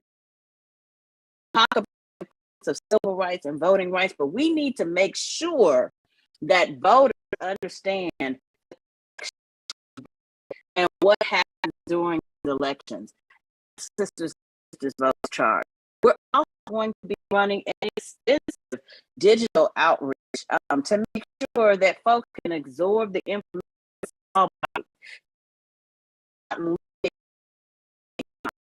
And then finally, and I think probably most importantly, we're going to be training and enabling sister leaders from across the country to lift up their voices. We want to see Black women's voices in op-eds. We want to see Black voices in social media constructs. We want to see them on television, on radio, everywhere where we feel like we want to make sure that they show up there. And we're going to do that as part of the work of this campaign. Melanie, thank you so much for having me. It is always a pleasure with you.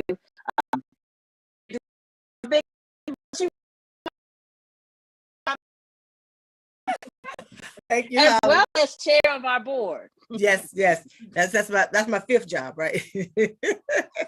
But you make it easy. You make that one easy. Deborah Scott from CEO Georgia Stand Up. Following Deborah will be Corey Salter, Black Engagement Director, Building Back Together. And then I think it's Lakila Simmons, National Director, Higher Heights Leadership Fund. And closing out this segment of our meeting, and close out with Reggie Weaver, Respect My Vote, National Campaign Manager, Hip Hop. Over to you, Master. So when our votes are under attack, what do? We stand up and we fight back. And that's what we've been doing. I'm here in Georgia. We just had a rally yesterday at the NCBCP. We marched together with the NAACP on reproductive justice. We 12 interns just about to graduate. And we have been working on the front line training for our canvas leads across the state. So far, we have already, let's see, here in Georgia, we have already had 13,000 conversations, 73,000 doors knocked, and 38,000 households. Already started this campaign. We kicked it off on January 30th. We had a primary and a runoff, and now we are getting ready for this general election. And as we're telling people, we're not talking about just 2022. We're preparing the infrastructure for 2024. This is a practice run, y'all. So we're organizing, strategizing, and mobilizing. We have young people that we are training and will continue to train throughout this year on how to organize, but also we are training other organizations on how to use the van, how to phone bank, how to canvas.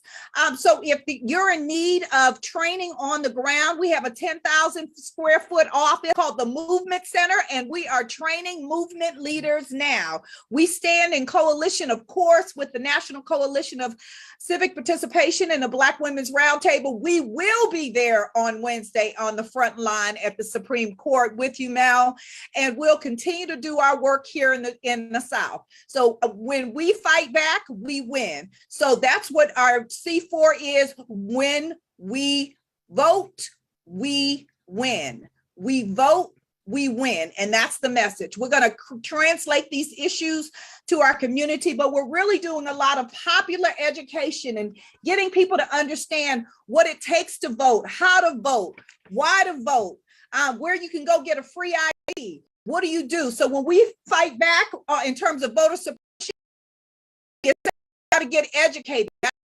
Back. You know what location is. Make sure you you can get a free ID. Make sure you know where the water is going to be. So we have an orange book, which is akin to the green book, which is telling people all across the state where they can go get their free IDs. When we win. That's what we're doing here in Georgia under the leadership of Helen Butler, of the People's Agenda. Thank you so much, Deborah. Thank you. So we'll catch up. Corey, Lakila, and Reggie. Good afternoon, everyone. Of course, Black leaders to lend our voice to encourage our community to mobilize, be vote ready, make a vote plan, and to get out the vote. The right to vote is the cornerstone of democracy, the greatest life that we can have in this country. It is the right to cast one vote, one person, one vote. The attack on voting rights comes down to the mere fact that people only attempt to take, steal, or nefariously scheme and trick you of things that they view as powerful or something that has value. We are at a time of emergency as it pertains to voting rights, the protection of our democracy, the protection of our economic security for all, racial justice, reproductive freedom, and the right to safety, and most importantly, equal protection under the law. Higher Heights is the political home for Black women. Black women are the defenders and guardians of our homes, our communities, and our democracy. Higher Heights has embarked on a campaign to check off zero when it comes to there being no Black women currently serving in the U.S. Senate, governor's mansions, or the office of the President of the United States. In 2022, we have witnessed the historic nomination and confirmation and swearing in of Associate Justice Ketanji Brown Jackson, and we will not stop there. We have work to do. We have U.S. senators, governors, legislatures, and judges come November that we must elect. The right to vote was bought and purchased by the bloodshed of our ancestors. Today, on the shoulders of phenomenal women like Ida B. Wells, Mary McLeod Bethune, Dorothy Heights, and Higher Heights North Star Shirley Chisholm. Campbell, Dr. Janetta B. Cole, and Dr. Clay LeBron in their absence. Dr. Daly, Attorney Janice Mathis, Bishop Leah Daughtry, and Joteka Edie as the conscience of our democracy, to declare that voting rights is the answer to demanding economic justice, racial justice, reproductive freedom, statement for the District of Columbia. Melanie, and on behalf of Glenda C. Carr, Higher Heights Leadership's CEO, thank you for allowing us to join you today and for being a Black woman who leads. Thank you, Lakila. Thank you all for your leadership, and Glenda, we appreciate you all so very much. We say when Black women lead, we win. I think Q, you have Weaver's. Yes, ma'am. Okay. Yep, he had to run to his next meeting. But the Hip Hop Caucus is focused on 5 states for the midterms: Georgia, Louisiana, North Carolina, Pennsylvania, and Wisconsin. And their focus is registration, election protection, and addressing voter apathy among 18 to 40-year-olds from prison to understand their voting rights. So more information about voter engagement work can be found at www.respectvote.com. Thank you. Thank you so very much. And now for the final quarter of this launch, last and certainly not least, we're going to hear from some more of our state leaders, leaders in there who live in the states. That's how I like to put it. On a theme of the power is in the states and organizing updates. And we want to know what's happening on the ground in these battleground mid-Atlantic states where we are focusing on for our unity campaign. These are our state affiliate leaders and partners. And so we're going to start off with the state of Florida, and then we're going to do Florida, Georgia, and Ohio. And I'm not sure, not everybody could stay on, and we get that, but I believe Solange Benton, convener, Florida Coalition on Black Civic Participation and Florida Black Women's Roundtable, is on. I'm not sure if the Black You Vote is on. If she is, Solange will bring her on. Helen Butler, Executive Director, Georgia Coalition for the People's Agenda, and Felicia Davis, convener, Clayton County, Georgia Black Women's Roundtable, and P.D. Talley, convener, Ohio Unity Coalition, co-convener, Ohio BWR, and it's on, I believe. So Solandra, Helen, Felicia, Petey, and if you have the Black Youth Vote leaders on, bring them on. Good afternoon, everyone, and thank you, Melanie, for your leadership and bringing us all together in this unity campaign. Marion should be on. She did have a class. She is a student at FAMU, but she's going to try to step out and come on, so hopefully she got on. But quickly, what we're doing here in Florida, we are engaging young folks, as well as we're going to be partnered with our 4 HBCUs. We did it back in the fall. We're going to do it again coming this fall with our HBCU tour with Black Youth Vote. And so they're going to be starting that and engaging it. We're going to be putting up billboards across especially around the HBCU campuses to really make sure that the young folks are ready to vote. They go back to school in August. So we're going to be definitely some billboards up as they go. Also, every Monday we do a Sister to the Power talk, and we're educating across the state 30 or sometimes 50 sisters across the state of Florida. We're educating to talk to your families. You got the power to talk to your churches. You got the power to talk to your children. You got the power to that who you pay a light bill or somebody to borrow some money or whatever. You have the influence and you have the power and you're the trusted messenger. If they trust you to borrow some money, they trust you to educate them on why they need to vote in this midterm election and educate them. So we're doing a lot of education, and we've been working with our SEIU, we're working with our labor partners, AFL-CIO, we're working with our churches. Again, I said our HBCU, we work as well. We're working with a lot of our community organizations as part of our national partners, our Black Women Roundtable activists. They're part of different organizations and leaders of different organizations across the state, NCBCP, the links, APRI, CBTU. We have a lot of organizations for justice. So we have a lot of social faith union organizations that we work with. And they're all coming together. They look into our leadership as well. We're doing it. We definitely have been successful in building a Black and Brown coalition. So we're doing that. So because we have a lot going on in Florida around issues. And as we met with our young people last week, a couple of weeks ago in Orlando, from the young girls from 13 to 18, getting ready to go to college, they really have issues around schooling and also the gun violence. So we're going to make sure that we really hold on to that. So those are just, we have a lot of things going on, as you know, but we're going to cut it because we know we got other folks. Right. Okay. So remember, guys, 1 to 2 minutes. We can all get in. And folks are having other meetings today too. Thank you, Solandra. And so now we'll hear from Helen Butler, Felicia Davis, Petey Talley. And then the next 3 states, and we're doing in states 3 at a time. Following them will be Maryland, Michigan, and Pennsylvania. And Thanks, Melanie. I'm happy to be here with you. I'm Helen Butler with the People's. Helen. Yeah. That was after. You are. Okay. Helen Butler with the Executive Director of the Georgia Coalition for the People's Agenda and convener of the Georgia Black Women's Roundtable. And Melanie, when we're telling the voters in Georgia, let's do it again. Let's protect our rights and freedoms. And our Unity Coalition partners here are making sure we're organizing to choose a U.S. Senator, 14 congressional representatives, a governor, and 7 constitutional officers, 2 public service commissioners, and 6 states and 80 state representatives, and other judicial candidates and other local candidates that are on the ballot. We're getting them ready. We're already doing voter registration. We do that 365 days a year.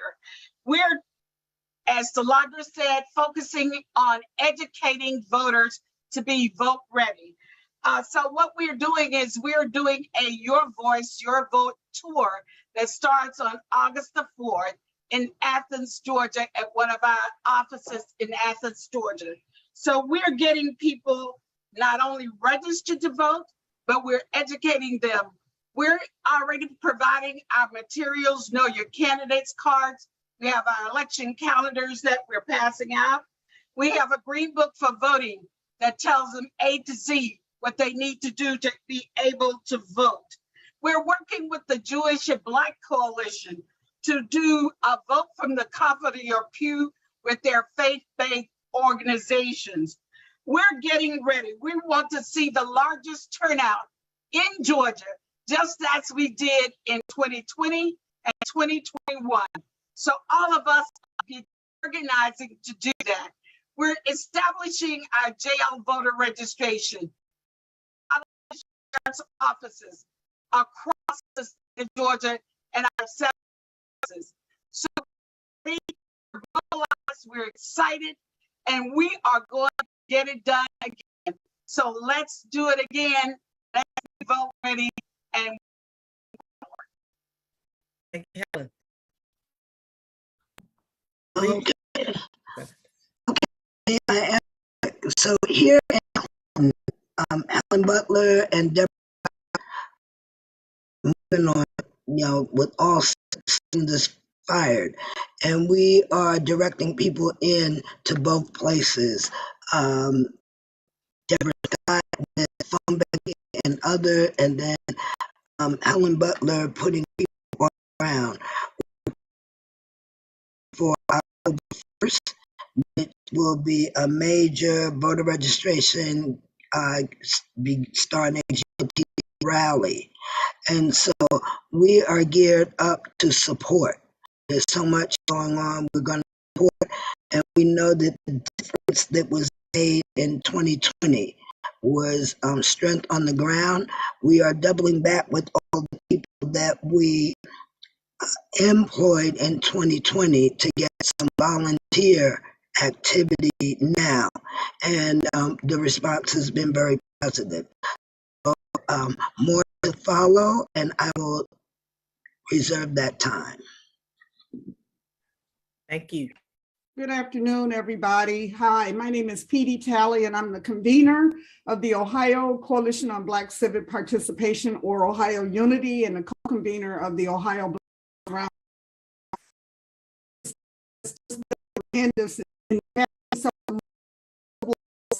Our decided hyperpartisan Roe v. Wade was overturned, or most recently a bill that permits Ohio adults to carry a concealed handgun without having a line. And in Ohio, we're empowering our vote to leverage power, protect our rights, and defend our freedoms. We had a soft launch where we reached over 3,000 voters with information about primary election, and now we're in the midst of a second primary election, August 2nd, due to the district line.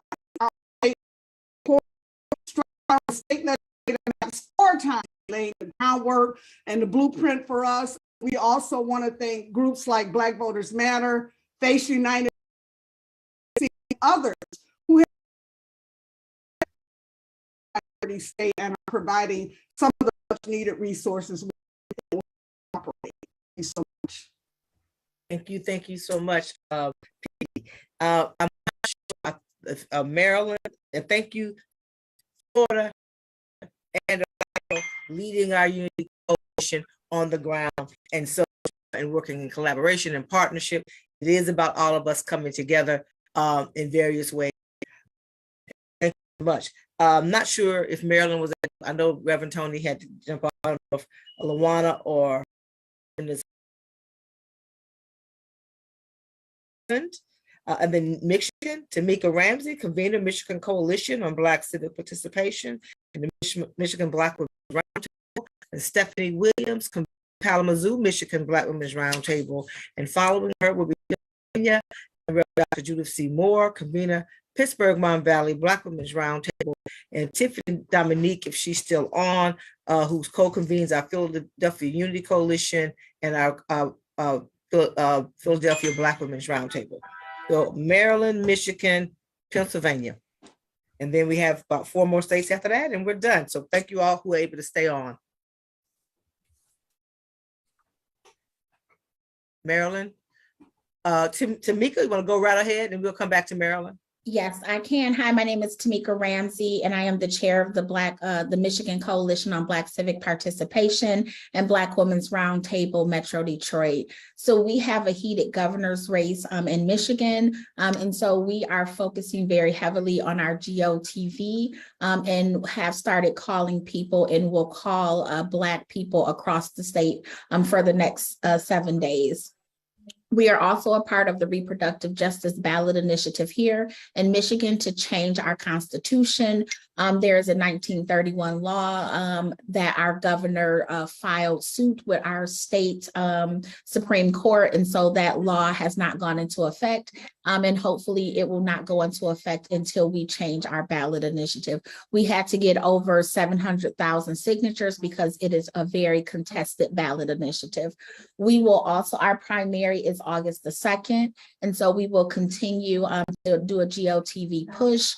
We will also start doing our absentee no GOTV push for our general election starting September 25th, because that is 45 days before the primary. And so we will make sure we're focusing on people.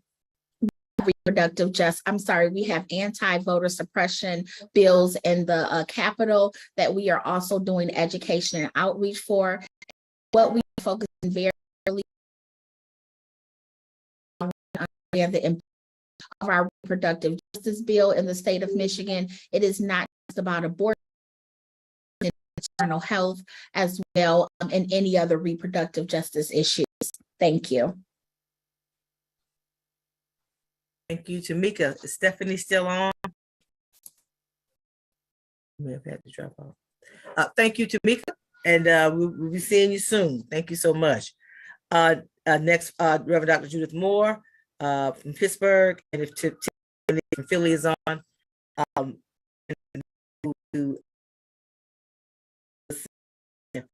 that's it for our state report.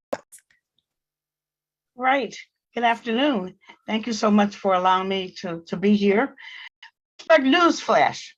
Our fair city is we noticed that the Pennsylvania Senate and Executive Nomination Committee added an amendment to the Senate Bill 106 that states no longer have the right to have an abortion. Resources are not available. It puts women who are more at risk. And we know that Pennsylvania Black women account for 44% of abortions performed in 2018. Recently, we hosted with Gateway Medical Society Black Women's and Health Symposium, where we brought experts from Mark to the financial institution to HUD to Small Business Association and Black women-owned businesses. So our advocacy, we're steps, expand our collaborative partners, continue to generate advocacy, public education, committee organizing, grassroots, and nonpartisan voter education. We continue to fly with one wing, but we're keeping the faith, knowing that our work is not just back to the table, bring a folding chair. This is Sister Saving Our Souls Now, Mon Valley Black Women Roundtable update. Thank you. Thank you. Is Tiffany on still?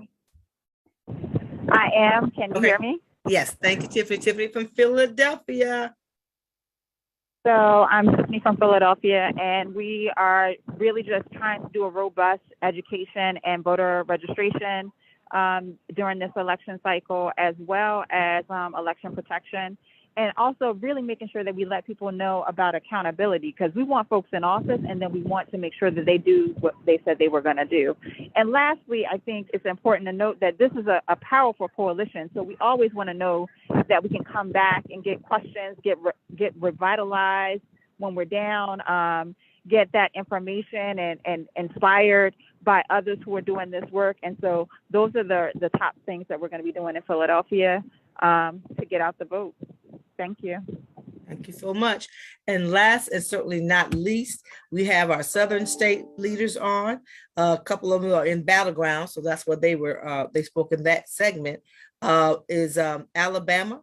I'm not quite sure. I know I see Letitia Daniels Jackson, convener South Alabama Black Women's Roundtable. Not sure if our sister Honorable Sheila Tyson is on. I don't see her, but I do see Cassandra Welchland, co-convener and lead organizer, Mississippi Black Women's Roundtable, Mississippi Coalition on Black Civic Participation. And I see our sister Krista Jones, founder, Vote, Lead Impact, co-convener of the Virginia Black Women's Roundtable. And I don't think I see Olita Fitzgerald. If she is, let me know, and I'll just lift her name up in absentia, who is our regional partner in the South, who leads the Southern Rural Black Women's Initiative and is Southern Director for Children's Defense Fund, and in absentia, Vincent Sylvain, convener Louisiana Unity Coalition. So ladies, Letitia, Cassandra, and Krista, close us out. Okay, hello everybody. Thank you, Melanie, for your leadership. Sheila was on, but I think she had to jump off. Okay. So I'll give you a brief update for the South Alabama. We are targeting, we are continuing to target voters who are already registered but are not voting. We're holding listening sessions, and we hope to be able to do some focus groups as well to find out how we can motivate these voters that are already registered and are not voting. We have been holding intergenerational sessions with young people as well as with some of the elders who can speak to were not able to vote, and share that education and knowledge with young voters, as well as hear from young voters as to what motivates them and what will motivate them, and what we can do to motivate them to work. We are also involved in our Alabama Coalition, Reproductive Justice Coalition, and we've been doing education. And we are a part of, and I'm one of the plaintiffs in the redistricting fight, and we will be having our oral arguments before the Supreme Court redistricting fight in October 4th at the Supreme Court. And that is it for South Alabama. Hi, everyone. Thank you, Melanie, for having us on this call. So I lead the Mississippi Black Women's Roundtable, and we too are very much involved. As you can see, Mississippi definitely has been, in the headlines, getting the first organization that took this case all the way to the Supreme Court to overturn abortions. And so it's definitely front and center in the work that we have been doing, particularly around educating communities and being a part of also a reproductive rights and justice coalition, what their rights are, what they can and can't do, and how to get people to take care of their health needs. Still standing in the gap and fighting the good fight around that. We understand that, of course, that these issues are also tied to the vote, and so we have definitely been talking with voters about the issues that concern them. So, reproductive health issues are concerning them. Of course, equal pay, issues around criminal justice reform, and so partnering really strongly with organizations to ensure that women have the information that they need. And so we have, again, launched to the campaign to target infrequent, where are the infrequent Black members and where are the infrequent Black men. Communities doing some strong targeting because we have a lot of voters that are on the rolls, but they're not turning out. And so we're being very strategic about targeting them. And so how we're doing that, we have, doing phone calls, sending information, but we're also doing judicial forums. We have a lot of Black women that are running for judges in key areas. And so we're holding forums in these areas. We have 4 forums that's on the horizon. One is coming up in the next week. And so we are doing that work. The other thing we're doing is voter education, registration, but we're doing them in partnering with beauty shops and barber shops to So going to where the people are, and we'll be doing trainers with these beauty, with these stylists and the barbers. They're there every day, so we have to come in and just give them the training that they need. And then the other thing that we're doing lastly is that we are organizing and giving training with our Black vote. They're doing some incredible work over the summer. They're doing did a Know Your Power campaign a couple of years ago. They're reenacting that and doing a sneaker ball. The sneaker ball, they're out peers to engage them, vote, to register them, and to educate them on the issues, as well as about work that we're doing, and just gonna keep on doing it. Thank you. Thank you. Excellent. Good afternoon, everyone. My name is Krista Jones, one of the co-conveners for Black Women's Roundtable Virginia, along with Laverne Chapman. In Virginia, it's really been an interesting situation, a lot of changes. But to be perfectly honest, what our team and the ladies we work with are just so frustrated by the fact that every year we hear the same narrative the day after Election Day. Right? That the same articles are written about how the campaigns didn't reach out, they weren't diverse enough, et cetera. So that's why, and along with all of our partners here on this call today, it has been really important for us to engage in 365-day-a-year advocacy and really encourage all of our partners to do the same and get out of that mindset, out of that election around the nation, but definitely issues that are important to us. So one of the highlights that we've been able to do this year, thanks to the National Coalition on Black Civic Participation, thankful to your leadership, Melanie, on the listening sessions on economic mobility. This has enabled us to really learn about the specific reasons why Black women aren't able to just kind of advance economically, and the reasons that we can really focus on to fix that issue. We'll be releasing a report later this fall that talk about everything from student loan debt to healthcare. And we've been able to use that to get more advocates and also focus on the issues which we know voters are really want to do. So to work along those lines of those issues we started discussing, we're going to, throughout August and September, be conducting GOTV postcard canvases, campaigns, texting, phone banking. And we also, when we talk about 365-day-a-year advocacy and leadership, it's important for us to think about obviously what's coming next. So while we have congressional elections this year, Virginia has elections every year. So our state house and Senate elections are next year. So we're going to be really working on using the momentum behind the congressional elections that we feel nationally to get people excited about 2023. And then lastly, on reproductive justice, while Virginia is considered a safe haven, we are literally one vote away from that changing. So that's why it's extremely important for us to not just kind of focus on our midterms this year, but get us ready to be very active next year. So thank you, Melanie, for this time, and thank you for bringing us all together. Thank you so much, Krista. And I see the LaWanna was able to make it. LaWanna Brown, yes. Thank you. You'll be our last speaker, who's co-convener of the Maryland, DC Black Women's Roundtable, but also works hand in hand with Reverend Tony Lee, who is the convener of our Maryland, DC Unity Coalition, and Robin Williams, who's also co-convener of the Maryland, DC Black Women's Roundtable. You're our last word. Oh, wow. No pressure, right? Hi, everyone. Thank you so much, Melanie. Thank you for putting this together. You have been a phenomenal leader, and I'm so privileged to be able to learn so much from you. As far as our Maryland, DC coalition, we are actually working right now diligently to build our coalition. We too have done the listening sessions. We're still in the midst of doing those right now to find out what Black women voters want in this area. We're also using those sessions to build our coalition and to add on members.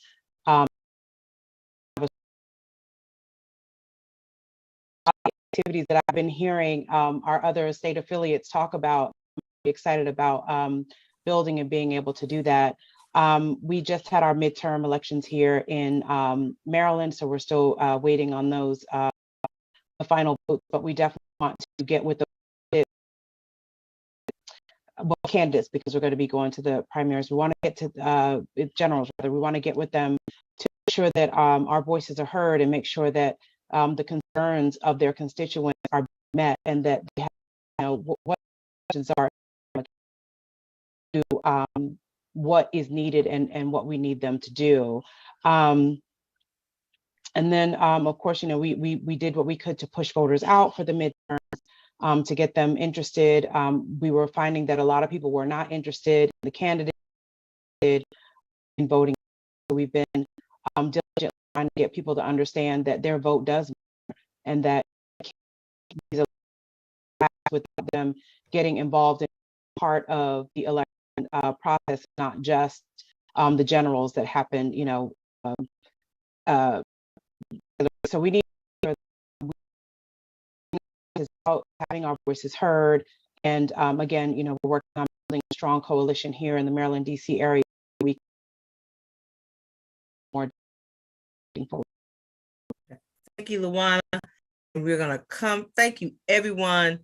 They would stay with us to the end.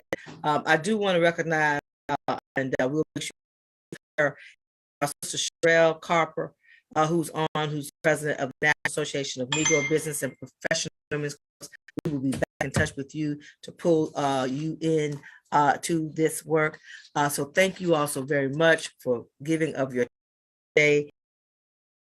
Team led by Christina Hugh and Daryl Coles, our team, Tanya and Angelo and Lon and Antoinette and Lisa. And if I've left somebody out, let me know.